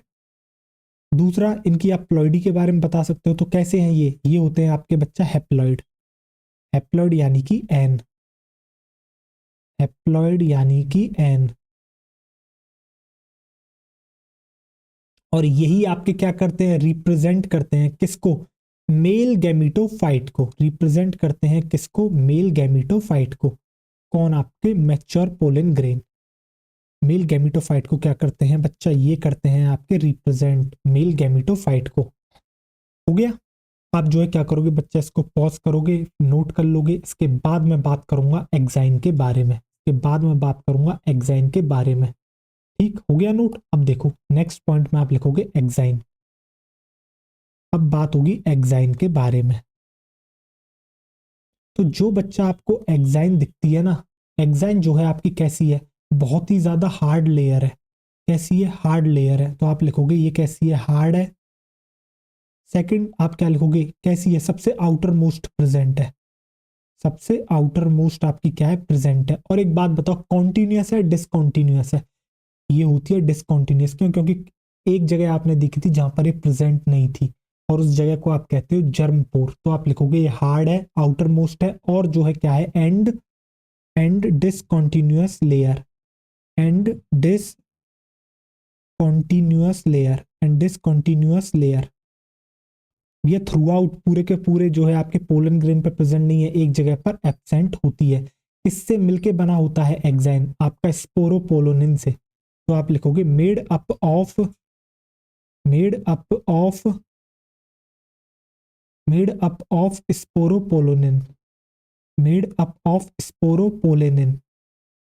तो ये जो है भैया आपकी बनी हुई है स्पोरोपोलेनिन की। और मैं आपको बता दूं, ये जो आपको स्पोरोपोलेनिन दिख रहा है ना, आपको पता है एक्साइन कैसा है? बहुत ही ज्यादा हार्ड है। अब एक्साइन हार्ड है, क्यों हार्ड है? Due to presence of sporopollenin. ठीक है, स्पोरोपोलेनिन जो है बच्चा वो आपका मोस्ट रेजिस्टेंट ऑर्गेनिक मटेरियल है। ना ही तो इस पे हाई टेम्परेचर का असर होता है, ना ही इस पर जो है बच्चा आपके स्ट्रॉन्ग एसिड का, और ना ही स्ट्रॉन्ग बेस का इसके ऊपर कोई असर होता है। ठीक है, आप एंजाइम्स डाल के देख लो, एंजाइम से भी ये जो है डिग्रेड नहीं होती। अब तक कोई भी एंजाइम ऐसा नहीं है जो इसको डिग्रेड कर सके। इतना टफ होती है स्पोरोपोलिनिन, और इसी की वजह से एग्जाइन भी टफ है।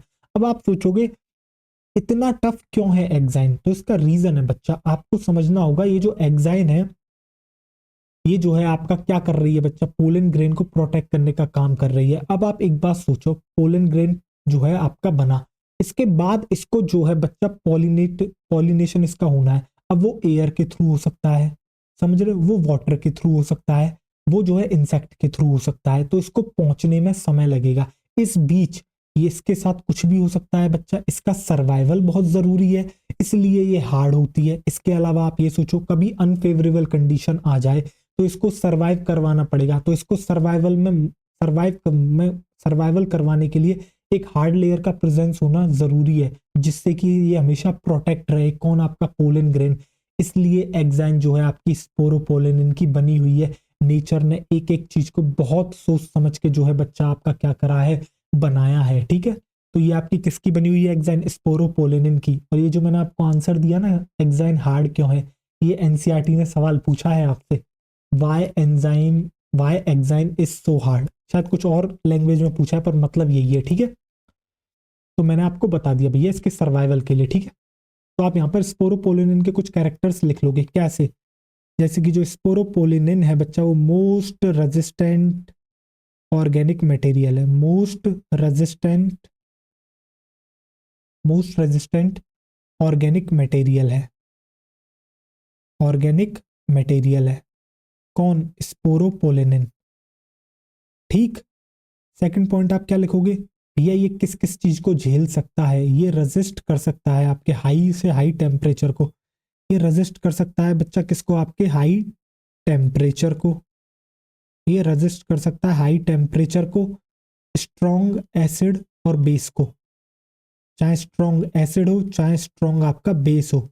बेस को आप एल्कली भी कहते हो, बेस को आप एल्कली भी कहते हो। तो स्ट्रॉन्ग एसिड स्लैश एल्कली को ये जो है क्या कर सकता है? रेजिस्ट कर सकता है। इसके अलावा अब तक कोई भी ऐसा एंजाइम नहीं है जिससे इसको डिग्रेड करा जा सके। यानी कि अब तक जितनी नॉलेज है, उस नॉलेज में हमारी में कोई भी ऐसा एंजाइम नहीं आया है। ठीक है, जितने एंजाइम्स के बारे में हम जानते हैं, जो एंजाइम इसको क्या कर सके? डिग्रेड कर सके। ठीक है, तो आप यहां पर लिखोगे no enzyme no enzyme can degrade it. No enzyme can degrade it. वैसे एनसीईआरटी क्लियरली लिखती है, जैसे हमने तो यहाँ पर सीधे स्टेटमेंट दे दिया कि कोई भी एंजाइम इसको डिग्रेड कर ही नहीं सकता, बट एनसीईआरटी ने बिल्कुल सही तरीके से लिखा है। उन्होंने लिखा है कि अब तक हमारी जानकारी में कोई ऐसा एंजाइम नहीं है जो इसको डिग्रेड कर सके। ठीक है, क्या पता कोई हो, बट हम नहीं जानते ना अभी। तो जब तक हम नहीं जानते तब तक के लिए हम तो यही मानेंगे ना भाई, स्पोरोपोलिन को डिग्रेड नहीं करा जा सकता है। ठीक है,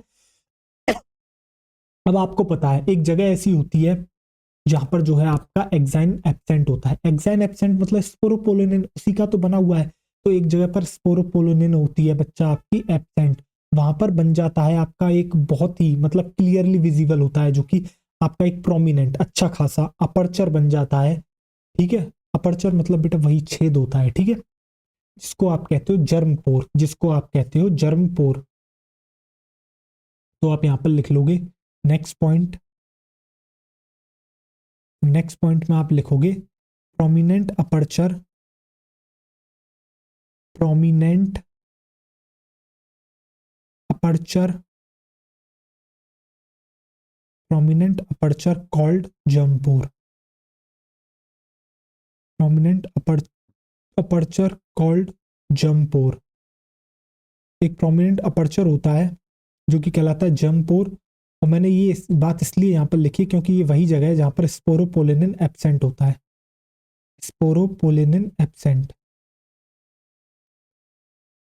तो उस जगह को आप कहते हो बच्चा जर्म पोर। और अब जो है आप यहाँ पर ये बात भी लिख सकते हो कि भैया ये जो एक्साइन है यानी जो स्पोरोपोलिनिन है, इसका काम क्या है? तो भैया इसका काम सीधे का सीधा यही है कि इसको जो है प्रोटेक्ट करना है पोलन को जब आपकी अनफेवरेबल कंडीशन होती है। ठीक है, अब ये एक बात हो गई। दूसरा एक बात बताओ, ये इतने हार्ड मटेरियल का बना हुआ है, ठीक है, यानी कि डिग्रेड नहीं हो सकता। तो एक बात बताओ, अगर मुझे आज जो है बहुत कई हजारों साल पुराना अगर कोई पोलन मिलता है, तो वो जो है आज के रूप में मिल रहा है, तो मैं उसको फॉसिल कहूंगा? बिल्कुल सर, फॉसिल कहोगे आप। तो वो इतने समय तक बच के रह पाया, क्यों रह पाया? Due to the presence of sporopollenin, due to the presence of sporopollenin. तो जो आपको पोलन ग्रेन बच्चा वेल प्रिजर्व्ड मिलते हैं एज फॉसिल, वो इस हालत में आज इतने बेहतरीन कैसे मिल पाए? Due to the presence of sporopollenin. तो ये बात भी आप लिख लोगे। और आपको एक पॉइंट और बताता हूं मैं एक्साइन के बारे में। जो एक्साइन है ना बच्चा, जो हर आपका जो है स्पीशीज का अपना अपना खुद का जो है क्या होता है, स्पेसिफिक पोलन ग्रेन होता है।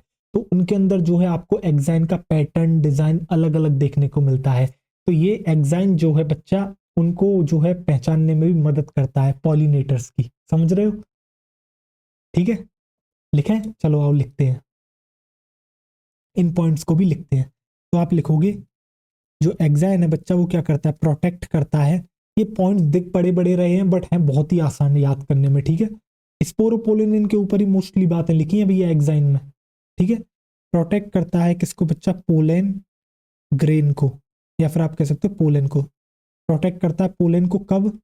During unfavourable condition, during unfavourable condition, during unfavourable condition. तो जब आपकी अनफेवरेबल कंडीशन आती है बच्चा, उस समय जो है आपका प्रोटेक्शन का काम कौन करता है? एक्साइन करता है। ठीक है, आप आगे क्या लिखोगे? आगे लिखोगे बच्चा जो आज आपको pollen grain as a fossil मिलते हैं, pollen grain well preserved as fossils, well preserved as fossils, as fossils. कुछ बच्चों को शायद फॉसिल्स नहीं पता होगा, तो ऐसे समझो आज कुछ आपके घर पर तबाही हो जाए या कुछ भी हो जाए और आप जो है मिट्टी में दब के आपका गेम बच जाए। ठीक है, अब होगा क्या? 1000 साल बाद आपकी इसी जगह पर आके खुदाई करी जाए और उस समय जो आपकी हड्डियां मिलेंगी, जो भी आपके अवशेष मिलेंगे, उनको आप क्या कहोगे? फॉसिल्स। जिससे पहचाना जा सकेगा अच्छा 1000 साल पहले इंसान कुछ ऐसा दिखता था, तो उनको कहते हैं हम फॉसिल्स। जैसे आज हमारे लिए अगर कोई 1000 साल पहले कोई चीज मिलती है, ठीक है, जैसे अलग अलग आपने सिविलाइजेशन सुनोगी, हड़प्पा सिविलाइजेशन या फलकाना जो भी हो, तो उनके जो अवशेष आपको मिल जाते हैं वो एज अ फॉसिल्स उनको जो है आप कहते हो। ठीक है, तो पोलन ग्रेन के पास तो एक बहुत बेहतरीन हार्ड लेयर है भैया, तो वो भी तो बिल्कुल कई हजार सालों तक सरवाइव कर सकते हैं। तो आज जो वो मुझे मिलेंगे तो वो फॉसिल्स ही तो कहलाएंगे। ठीक है, तो आप लिखोगे pollen grains well preserved as fossils because of, because of, because of presence of sporopollenin, because of presence of sporopollenin, sporopollenin, right. और आप लास्ट पॉइंट और लिख लोगे क्या? कि डिफरेंट पैटर्न और डिजाइन जो पोलन ग्रेन की होती है बच्चा, वो किसकी वजह से होती है? एक्साइन की वजह से होती है। ठीक है, एनसीईआरटी ने जो है आपको इलेक्ट्रॉन माइक्रोग्राफ भी दे रखे हैं अलग अलग पोलन ग्रेन का, जिसके अंदर एक्साइन की अलग अलग डिजाइन आपको देखने को मिलती है। तो आप लिखोगे यहाँ पर डिफरेंट पैटर्न एंड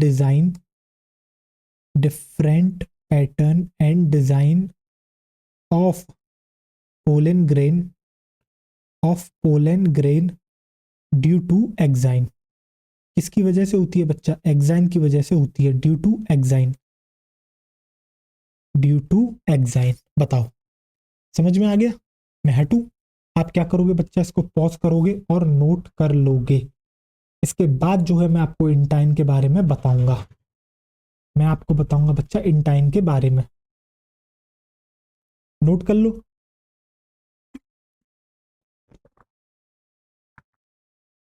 हो गया? चलो, इंटाइन के बारे में तो 2 से 3 पॉइंट है बस। एक्साइन के बारे में भी अगर आप ध्यान से देखोगे तो इसमें भी वही बात बताई है कि भैया आउटर मोस्ट लेयर है, हार्ड होती है और स्पोरोपोलिनिन से बनी है। स्पोरोपोलिनिन जो है आपका मोस्ट रेजिस्टेंट ऑर्गेनिक मटेरियल है। कोई भी एसिड डाल लो भैया, कोई भी बेस डाल लो, स्ट्रॉन्ग, ठीक है। हाई टेम्परेचर दे दो, एंजाइम दे दो, कुछ फर्क नहीं पड़ता। इसकी वजह से जो है प्रोटेक्ट रह पाता है पोलिन हमारा अनफेवरेबल कंडीशन में।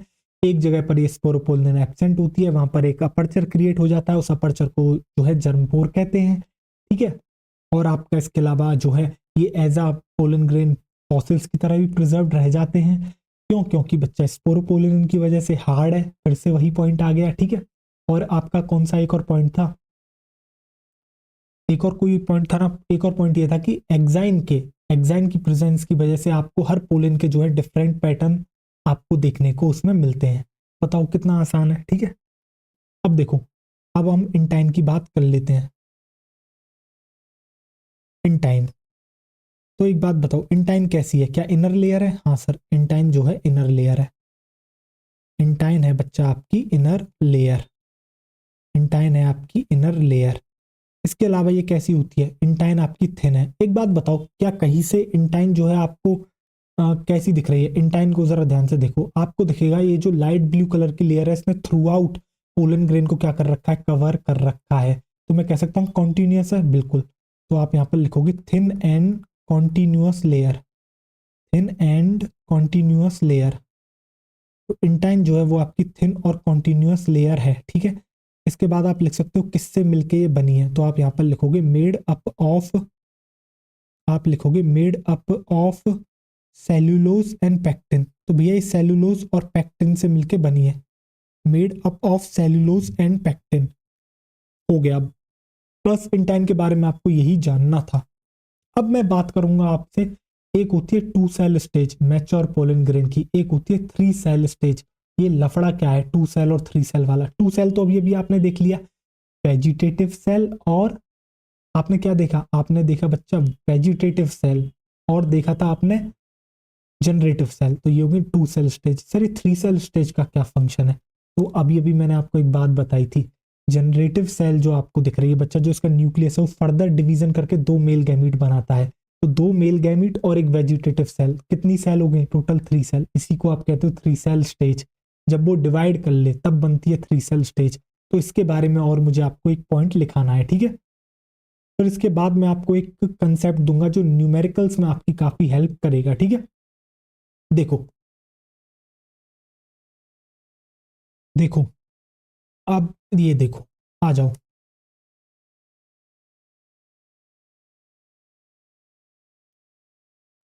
देखो, तो ये आपको दिख रहा है, ये जो आपको दिख रही है बच्चा येलो कलर से, ये है आपकी वेजिटेटिव सेल। ये है आपकी वेजिटेटिव सेल। और जो ग्रीन कलर से आपको दिख रही है, ये है आपकी बच्चा जनरेटिव सेल। ये है आपकी जनरेटिव सेल।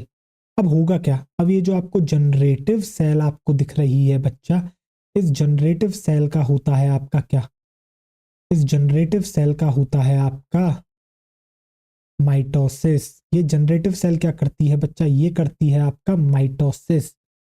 जनरेटिव सेल करती है माइटोसिस। और जब जनरेटिव सेल माइटोसिस करेगी तो 1 से 2 सेल आपकी बन जाएंगी, और ये आपकी कहलाती है बच्चा क्या?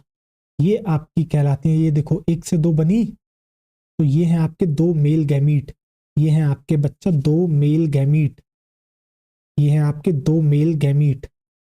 और वेजिटेटिव सेल तो एज इट इज प्रेजेंट है ही, वेजिटेटिव सेल तो एज इट इज बच्चा प्रेजेंट है ही, वेजिटेटिव सेल तो एज इट इज प्रेजेंट है ही। अब जरा गिनो यहाँ पर कितनी सेल दिख रही है सर, 1 2, यहाँ पर कितनी दिख रही है 1, और ये 2 मिला के कितनी हो गई 1 और 2 मिला के कितनी हो गई 3। तो इसी को आप कहते हो बच्चा क्या, 3 सेल स्टेज, इसी को आप कहते हो 3 सेल स्टेज, और इसको आप कहते हो 2 सेल स्टेज, 2 सेल स्टेज। बताओ क्या आपको समझ में आ गया, हाँ या ना मुझे इतना बताओ, क्या आपको समझ में आ गया? 3 सेल स्टेज क्या है, 2 सेल स्टेज क्या है? 2 सेल स्टेज वो है जिसमें आपको वेजिटेटिव और जनरेटिव सेल ही दिखती है, बट जब जनरेटिव सेल फर्दर माइटोसिस करके जो है आपके 2 मेल गैमीट बना ले, तो उसको आप कहते हो 3 सेल स्टेज, क्योंकि अब 3 सेल हो चुकी हैं, एक वेजिटेटिव सेल और 2 मेल गैमीट, बाकी सब कुछ एज इट इज रहता है। ठीक है, क्या आपको समझ में आ गया? अब एनसीईआरटी एक बात बताती है कि ये है आपके बच्चा फ्लावरिंग प्लांट, मतलब ये आपको एंजियोस्पर्म में ही देखने को मिलता है। तो लगभग जो 60% एंजियोस्पर्म होते हैं, जब उनमें पॉलिनेशन होता है, पॉलिनेशन क्या होता है, इस पोलन ग्रेन का ट्रांसफर होना, कहां पर पहुंचना, आपके जो है बच्चा स्टिग्मा तक पहुंचना। ठीक है, तो ये जो प्रोसेस होती है ट्रांसफरिंग की, इसको आप कहते हो पॉलिनेशन। तो आपका लगभग 60% एंजियोस्पर्म ऐसे होते हैं, उनमें पॉलिनेशन होता है आपका 2 सेल स्टेज में, यानी कि 2 सेल स्टेज में होता है। बाकी बचे कुछ जो 40% एंजियोस्पर्म होते हैं, उनके अंदर 3 सेल स्टेज में होता है क्या, पॉलिनेशन, यानी कि पहले ही यानी कि उसके पॉलिनेशन होने से पहले ही वो 3 सेल स्टेज में क्या हो चुकी है बच्चा। 1 मिनट, मैंने अभी क्या बोला? मैंने आपको, चलो मैं फिर से बताता हूँ, अभी कुछ चल रहा था तो उस चक्कर में शायद मैंने गलत आपको बता दिया होगा, पर सुनो। जो 60% एंजियोस्पर्म होते हैं बच्चा, उनके अंदर पॉलिनेशन होता है 2 सेल स्टेज में, यानी कि ये दोनों सेल बन चुकी हैं, वेजिटेटिव सेल, जनरेटिव सेल। जब ये आपका स्टिग्मा पर पहुंचता है, ओवेरी का बच्चा पार्ट होता है, मतलब आपका जो कार्पेल या पिस्टल होता है उसका पार्ट होता है स्टिग्मा स्टाइल ओवेरी, तो जो उसका लैंडिंग पार्ट होता है बच्चा, उसको आप कहते हो क्या, स्टिग्मा। तो जब ये स्टिग्मा पे पहुंचता है तो वहां जाके 3 सेल स्टेज में कन्वर्ट होता है, बट जब पॉलिनेशन हुआ तो वो 2 सेल स्टेज में ही था। तो लगभग 60% एंजियोस्पर्म में जो पॉलिनेशन है वो 2 सेल स्टेज में होता है, और बाकी बचे कुचे में 3 सेल स्टेज में होता है। यानी कि उस पॉलिनेशन से पहले ही उसने क्या करा है, आपकी जनरेटिव सेल ने डिवाइड होकर 2 मेल गैमीट बना लिए, ऐसा 40% में देखा जाता है। बाकी जो 60% होते हैं उसमें तो 2 स्टेज में ही आपका क्या होता है, 2 सेल स्टेज में ही पॉलिनेशन होता है। 2 सेल स्टेज ऐसी दिखती है, 3 सेल स्टेज ऐसी दिखती है। ठीक है, अब आप क्या करोगे बच्चा, इसको जो है नोट कर लोगे। ठीक है, आप डायग्राम बना लो इस तरीके से, मतलब एज इट इज ये डायग्राम बनाना जरूरी नहीं है, आप गोले बना के कर लो। ठीक है, मुझे तो एक अच्छा डायग्राम मिल गया तो मैं लेके आ गया, जिससे आपको अच्छे से समझ में आ सके। ठीक है, नोट कर लो, हो गया। अब देखो चलो, अब जो है ये वाला बात मैं जो है आपकी यहाँ पर लिख देता हूँ नोट डालकर। तो यहाँ पर आप नोट लिख लोगे, नोट में आप क्या लिखोगे, जो 60% आपके बच्चा क्या है, एंजियोस्पर्म है, 60% आपके क्या है बच्चा, जो एंजियोस्पर्म है, 60% एंजियोस्पर्म में जो है आपके जो पॉलिनेशन है बच्चा, वो आपका 2 सेल स्टेज में होता है। पॉलिनेशन अकर इन 2 सेल स्टेज, एनसीईआरटी में लिख रही है ये बात, पॉलिनेशन अकर इन, पॉलिनेशन अकर इन 2 सेल स्टेज, पॉलिनेशन अकर इन 2 सेल स्टेज। और बाकी जो बचे कुछ 40% है बच्चा, उसमें किस में होगा, बाकी के बचे कुछ जो 40% एंजियोस्पर्म है, उनमें होता है 3 सेल स्टेज में, उनमें जो पॉलिनेशन होता है वो होता है आपका 3 सेल स्टेज में। तो आप यहाँ पर लिख लोगे, पॉलिनेशन अकर इन, पॉलिनेशन अकर इन 3 सेल स्टेज, पॉलिनेशन अकर इन 3 सेल स्टेज। बताओ क्या आपको समझ में आ गया बेहतरीन तरीके से? अब जरा आगे देखो, अब मैं आपको एक कंसेप्ट देता हूं, ठीक है, जो कि आपसे सवाल पूछा जा सकता है, तो जरा देखो। आओ, आप क्या करोगे बच्चों, यहां पर इसको पॉज करोगे और नोट कर लोगे। पॉज करो और नोट कर लो। अब मैं आपको देता हूं एक कंसेप्ट, ठीक है। तो देखो कंसेप्ट, तो आप यहां पर लिखोगे कंसेप्ट। और कंसेप्ट क्या है, क्योंकि आपसे जो है सवाल दिया जाएगा और आपसे पूछा जाएगा भैया जरा हमें बताओ कि कितने माइटोसिस कितने मियोसिस लगेंगे इतने पोलन ग्रेन को आपके जनरेट करने के लिए, आपसे पूछा जाएगा, ठीक है। तो मैं आपको बताता हूं। सबसे पहले तो जो है आप देखो, शुरुआत से शुरू करते हैं। सबसे पहले आपकी आती है, मैंने ले ली है एक एमएमसी माइक्रोस्पोर मदर सेल। मैंने ले ली है एक माइक्रोस्पोर मदर सेल। एक बात बताओ, इसके अंदर क्या होता है? सर इसके अंदर होता है मियोसिस। इसके अंदर होता है आपका मियोसिस। और जब एक एमएमसी में मियोसिस होता है तो उससे क्या बनते हैं? सर उससे बनते हैं 4 माइक्रोस्पोर। तो देखो 1 2 3 4। तो ये आपके बन गए क्या? 4 माइक्रोस्पोर। तो मैं यहाँ पर लिख सकता हूँ 4 माइक्रोस्पोर बन गए। हाँ सर। अब होता क्या है? अब होता है सर इसके बाद मैचुरेशन, या फिर आप कह सकते हो डेवलपमेंट। अब मुझे डेवलपमेंट कराना है तो मैं किसी एक को पकड़ लूँ। हाँ सर, पहले वाले को पकड़ लो। अब होगा क्या? अब होता है इसके बाद सर इसमें क्या होता है? Asymmetric mitosis. तो यहाँ पर सीधे मैं माइटोसिस ही लिख दूं। हाँ सर, लिख दो mitosis.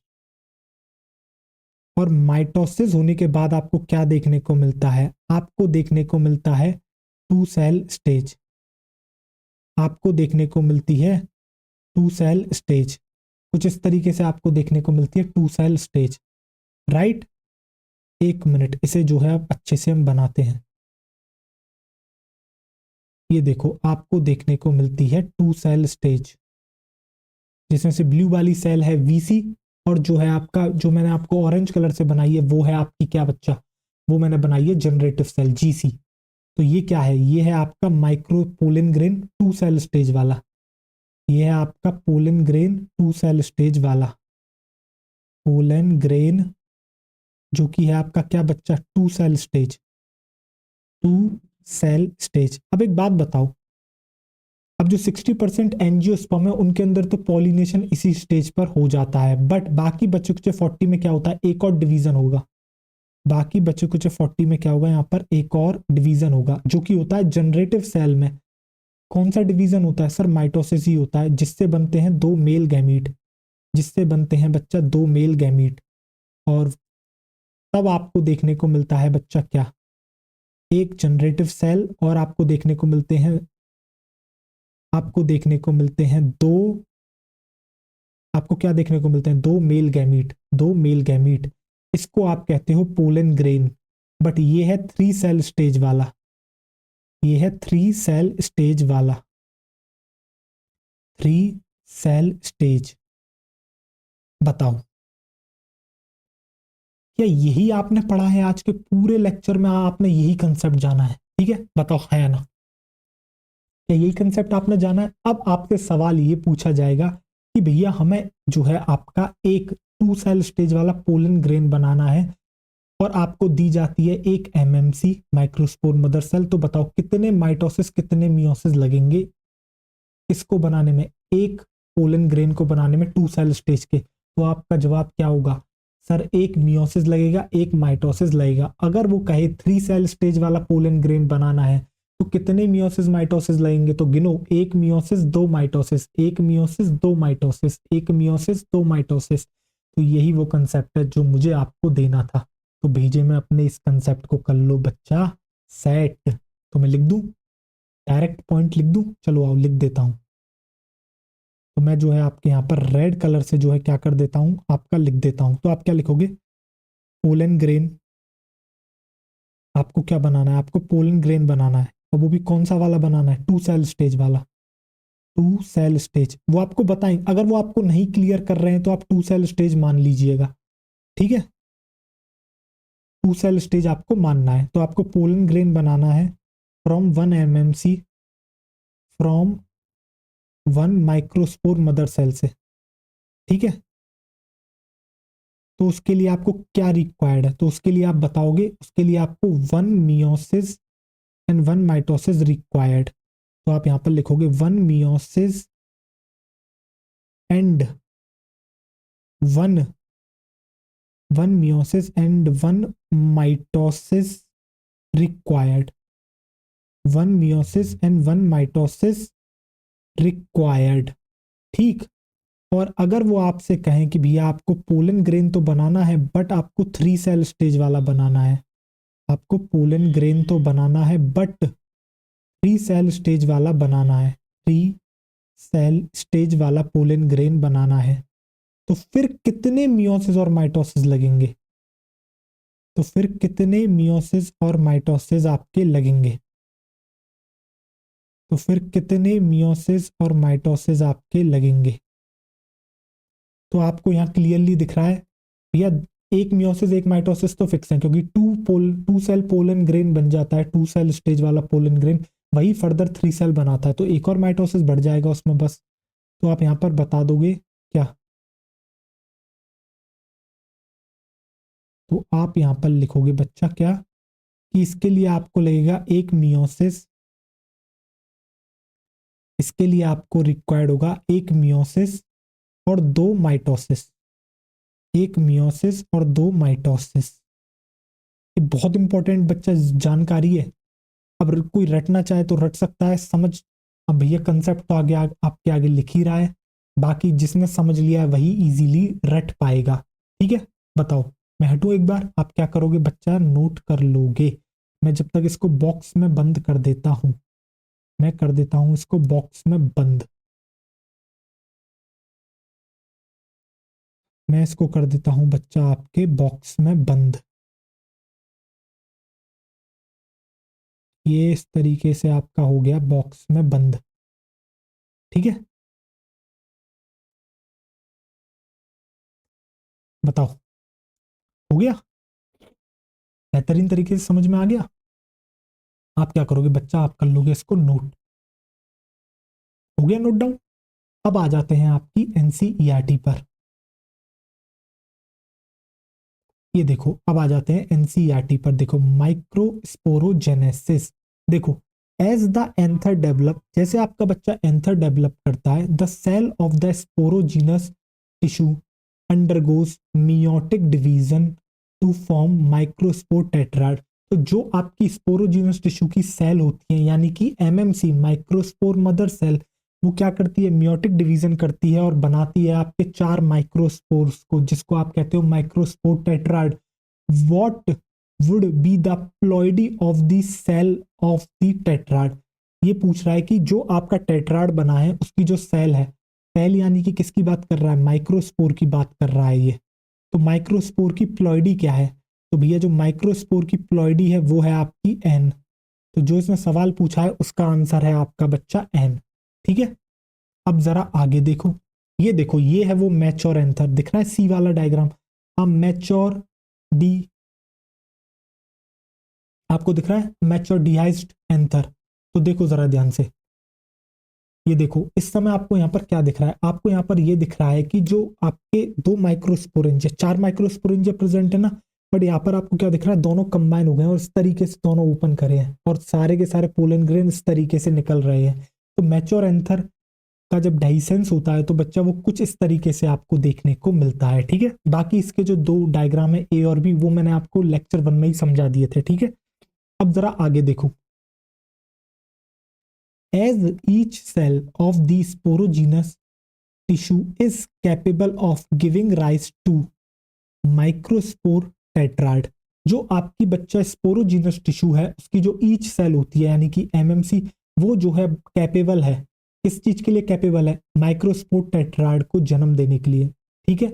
Each one is a potential pollen और माइक्रोस्पोर मदर सेल, जो ईच सेल है ना भैया उसके पास पोटेंशियल है, ताकत है, इसलिए आप उसको क्या कहते हो, पोलन या फिर माइक्रोस्पोर मदर सेल कहते हो, ठीक है। आगे देखो, the process of formation of microspores from a pollen mother cell through meiosis is called microsporogenesis. तो देखो यहाँ पर डेफिनेशन इन्होंने बताई है, तो जो आपकी प्रोसेस होती है फॉर्मेशन की माइक्रोस्पोर्स की, किससे, पोलन मदर सेल या माइक्रोस्पोर मदर सेल से मियोसिस के थ्रू, उसी प्रोसेस को आप कहते हो बच्चा स्पोरोजेनेसिस, उसी को आप कहते हो बच्चा क्या, स्पोरोजेनेसिस। आगे देखो, the microspores as they are formed are arranged in a cluster of 4 cells. तो जो आपके माइक्रोस्पोर्स जो कि फॉर्म होते हैं वो एक्चुअली में आपके क्लस्टर में 4 सेल्स का क्लस्टर होता है, उसमें अरेंज्ड होते हैं और इस क्लस्टर को कहते हो माइक्रोस्पोर टेट्राड, जिसका कि डायग्राम भी एनसीईआरटी ने आगे आपका दे रखा है, जो कि मैं आपको दिखाऊंगा। देखो ये रहा माइक्रोस्पोर टेट्राड का डायग्राम, ये आपको डायग्राम दिख रहा है, ये आपका जो है माइक्रोस्पोर टेट्राड का डायग्राम दिखाया है, ये वाला जो आपको दिख रहा है, दिख रही है यहाँ पर आपको 4 सेल्स, तो ये है आपका माइक्रोस्पोर टेट्राड। ठीक, आगे देखो, as the anther mature and dehydrate, जैसे आपका एंथर मैच्योर होता है और फिर डिहाइड्रेट होता है, the microspores dissociate from each other and develop into pollen grains. तो माइक्रोस्पोर क्या होते हैं, एक दूसरे से जो है अलग हो जाते हैं और डेवलप कर जाते हैं पोलन ग्रेन में। ठीक, इनसाइड ईच माइक्रोस्पोरेंजियम, तो जो आपका एक माइक्रोस्पोरेंजियम होता है उसके अंदर आपको सेवरल थाउजेंड्स ऑफ माइक्रोस्पोर और pollen grains are formed that are released with the dehiscence of anther। तो जो आपको जो है एक जो माइक्रोस्पोरेंजियम दिखता है उसके अंदर आपको कई हजारों माइक्रोस्पोर्स या फिर पोलन ग्रेन्स होते हैं, उसके अंदर फॉर्म होते हैं, और जब एंथर का डाइसेंस होता है उस समय क्या कर जाते हैं, वो आपके रिलीज हो जाते हैं। ठीक, आगे देखो, अब पोलन ग्रेन के बारे में बात करते हैं। देखो, the pollen grain represent the male gametophyte. तो भैया जो पोलन ग्रेन है बच्चा वो आपका रिप्रेजेंट करता है किसको, मेल गैमीटोफाइट को। आगे देखो, if you touch the opened anther of hibiscus, अगर आप हिबिस्कस का ओपन एंथर को टच करोगे और एनी अदर फ्लावर, और या कोई भी अलग कोई भी और दूसरे फ्लावर को, you would find that deposition of yellowish powdery pollen grain on your finger.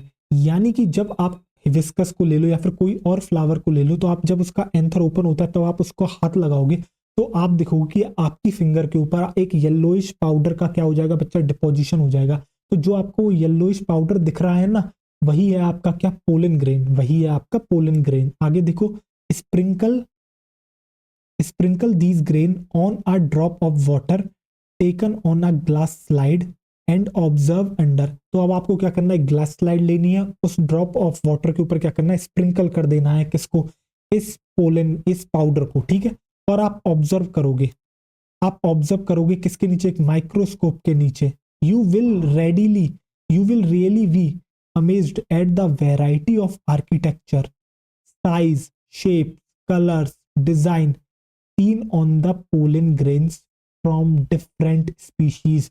आपको एक कमाल की चीज देखने को मिलेगी जब आप स्लाइड के ऊपर आपने एक ड्रॉप ली वाटर की और उसके ऊपर जब वो आप पाउडर डालोगे, बेसिकली क्या है, पोलन ग्रेन, जब आप उसको देखोगे माइक्रोस्कोप के नीचे तो आपको कमाल की चीज देखने को मिलेगी कि उन सबका जो आर्किटेक्चर है वो अलग अलग है, उनके साइज अलग है, शेप अलग है, कलर अलग है, डिजाइन अलग है। आप जितनी आपको स्पीशीज मिल रही है ना, हर स्पीशीज का जो है पोलन ग्रेन एक दूसरे से क्या है बच्चा, अलग अलग है, ये आपको देखने को मिलता है। और पता है क्यों देखने को मिल रहा है ऐसा, ड्यू टू एक्साइन की वजह से। मैंने लिखा था ना, एक्साइन की वजह से अलग अलग पैटर्न्स और डिजाइन देखने को मिलते हैं आपको। आगे देखो, pollen grains are generally spherical. Pollen grain कैसे होते हैं, जर्नली स्फेरिकल होते हैं, मेजरिंग अबाउट, देखो डायग्राम में यहाँ दिखा भी रखा है एनसीईआरटी ने, देखो, scanning electron micrograph of a few pollen grains. तो आपका जो इलेक्ट्रॉन माइक्रोस्कोप होता है बच्चा, उससे जो आपकी इमेजेस बनती हैं उनको आप कहते हो इलेक्ट्रॉन माइक्रोग्राफ। तो देखो अलग अलग पोलन ग्रेन का इलेक्ट्रॉन माइक्रोग्राफ आपको देखने को मिल रहे हैं, और जब आप इस डायग्राम को देखते हो ध्यान से तो आपको डिफरेंट डिफरेंट डिजाइन और पैटर्न यहाँ पर दिख रहे हैं। ठीक है, जो कि एनसीईआरटी हमें बताती भी है और इसकी इमेज भी हमें दिखाती है। आगे देखो, जो पोलन ग्रेन होते हैं जनरली स्फेरिकल होते हैं, उनके डायमीटर की बात करूं तो 25 टू 50 माइक्रोमीटर होते हैं। It has a prominent 2 layered wall, इनके पास जो है बच्चा, जो है आपको जो है 2 लेयर्ड वॉल देखने को मिलती है, जिसमें से जो हार्ड आउटर लेयर होती है उसको आप कहते हो एक्साइन, और वो बनी हुई होती है किसकी, मेड अप ऑफ स्पोरोपोलिन की बनी हुई होती है, which is one of the most resistant organic material known, जो कि अब तक का जो है सबसे ज्यादा रेजिस्टेंट ऑर्गेनिक मटेरियल है जिसको हम जानते हैं। कौन? Sporopollenin. It can withstand high temperature. भैया ये हाई से हाई टेम्परेचर को क्या कर सकता है? बर्दाश्त कर सकता है। And strong acid and alkali, और स्ट्रॉन्ग एसिड स्ट्रॉन्ग बेस को भी क्या कर सकता है? ये रेजिस्ट कर सकता है। No enzyme that degrades sporopollenin is so far known. देखो एनसीईआरटी ने भाई कितनी बेहतरीन लाइन लिखी है। अब तक कोई ऐसा एंजाइम नहीं है जिसको हम जानते हो जो स्पोरोपोलिनिन को क्या कर सके? डिग्रेड कर सके। पोलन ग्रेन, आगे देखो, pollen grain exine has prominent apertures called germ pores. तो जो पोलन ग्रेन की एग्जाइन होती है बच्चा, वहां पर आपको देखने को मिलते हैं क्या? प्रोमिनेंट अपर्चर्स देखने को मिलते हैं, जिसको आप कहते हो बच्चा क्या? जर्म पोर। और ये वो जगह है जहां पर स्पोरोपोलिनिन क्या है? आपका एब्सेंट है। Pollen grains are well preserved as fossils. Pollen grain जो है बच्चा आपके फॉसिल्स की तरह प्रिजर्व रहते हैं। क्यों? Because of the presence of sporopollenin, sporopollenin की प्रेजेंस की वजह से। अब आगे देखो, the exine exhibits a fascinating array of patterns and design. जो एग्जाइन होता है उसकी वजह से आपको पोलन ग्रेन की जो है अलग अलग पैटर्न और डिजाइन देखने को मिलता है। ठीक, आगे देखो, why do you think the exine should be hard. आपको क्यों लगता है एग्जाइन हार्ड है? तो मैंने आपको इसका रीजन बता दिया, मैं यहाँ पे लिख दूं, to protect pollen grain, to protect pollen grain. Simple सा इसका यही है भैया। चाहे अनफेवरेबल कंडीशन की बात हो, चाहे जब ये पॉलिनेशन कर रहा होता है तो उस बीच में भी इसके साथ कुछ भी गड़बड़ हो सकती है। तो to protect the pollen grain, इसलिए वो बहुत ही ज्यादा हार्ड होती है exine, to protect the pollen grain. What is the function of germ pore. तो भैया जर्म पोर का फंक्शन क्या है?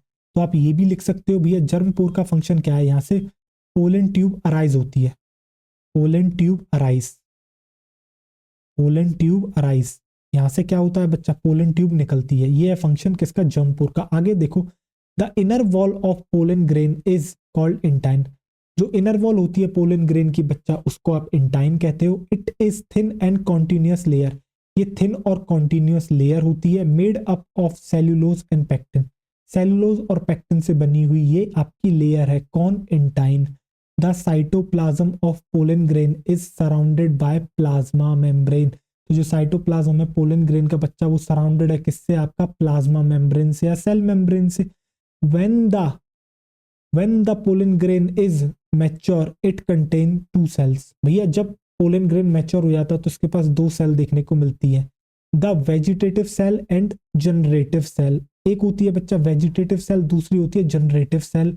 The vegetative cell is bigger, vegetative cell बड़ी होती है, and has abundant food reserve, और बहुत ही ज्यादा क्या होता है इसके पास? अबंडेंट फूड रिजर्व है। And a large irregularly shaped nucleus, और इसका जो न्यूक्लियस होता है वो बहुत ही बड़ा होता है, लार्ज होता है और इरेगुलर शेप का है। ठीक है। The generative cell is small, generative cell छोटी होती है, and floats in the cytoplasm of vegetative cell, और वेजिटेटिव सेल का जो साइटोप्लाज्म है उसके अंदर क्या करती है बच्चा? फ्लोट करती है। It is spindle shape with dense cytoplasm. ये कैसी है बच्चा? स्पिंडल शेप की है, और इसका जो साइटोप्लाज्म है वो डेंस होता है। एंड अ न्यूक्लियस, और इसके पास इसका खुद का न्यूक्लियस है। इन ओवर 60% ऑफ एंजियोस्पर्म, लगभग 60% एंजियोस्पर्म ऐसे होते हैं जिनमें pollen grain are shed at this two cell stage. जो पोलन ग्रेन होता है बच्चा वो शेड यानी गिर जाता है किस पे? टू सेल स्टेज पे। गिरना मतलब पॉलिनेशन की ये बात कर रहा है। इन द रिमेनिंग स्पीशीज, बाकी जो बची कुछ स्पीशीज है यानी कि 40%, the generative cell divides mitotically. उनमें क्या होता है? जनरेटिव सेल डिवाइड करती है माइटोटिकली, जिससे वो जो है क्या बनाती है? दो मेल गैमीट बनाती है। किस? Before pollen grains are shed, shed यानी पोलन ग्रेन के पॉलिनेशन से पहले, गिरने से पहले, यानी कि 3 सेल स्टेज उनमें आपको देखने को मिलती है। बताओ, ये देखो, ये आपको क्या दे रखा है? ये आपको जो है डायग्राम 1 में आपको एनलार्ज्ड व्यू दे रखा है किसका? पोलन ग्रेन टेट्राड का, यानी कि माइक्रोस्पोर आपको इस तरीके से देखने को मिलता है। बाकी में आपको स्टेजेस इन्होंने बता रखी है। देखो इस तरीके से आपको स्टेजेस दिख रही हैं, देख रहे हो किस तरीके से वैक्यूल फॉर्म हुआ, इसने पुश कर दिया न्यूक्लियस को। ये क्या है? माइक्रोस्पोर है भैया। फिर इसमें क्या हुआ? एसिमेट्रिक स्पिंडल फॉर्म हुई, इससे क्या हुआ, फिर दो सेल्स आगे जाके बनी, एक कहलाई वेजिटेटिव सेल, दूसरी जनरेटिव सेल। बताओ। और फिर इसके बाद आपका पोलन एलर्जी दे रखा है। चलो अभी ये सब जो है अब हम कल कराएंगे। तो चलो आज का टॉपिक जो है हमारा अब यहीं पर एंड हो जाता है। चलो तो बच्चों, थैंक यू सो मच, आपने लेक्चर यहाँ तक अटेंड करा। मैं मिलता हूँ आपसे अगले लेक्चर में, तब तक आप अपना ढेर सारा ख्याल रखें, पढ़ाई करते रहें। All the very best. ठीक।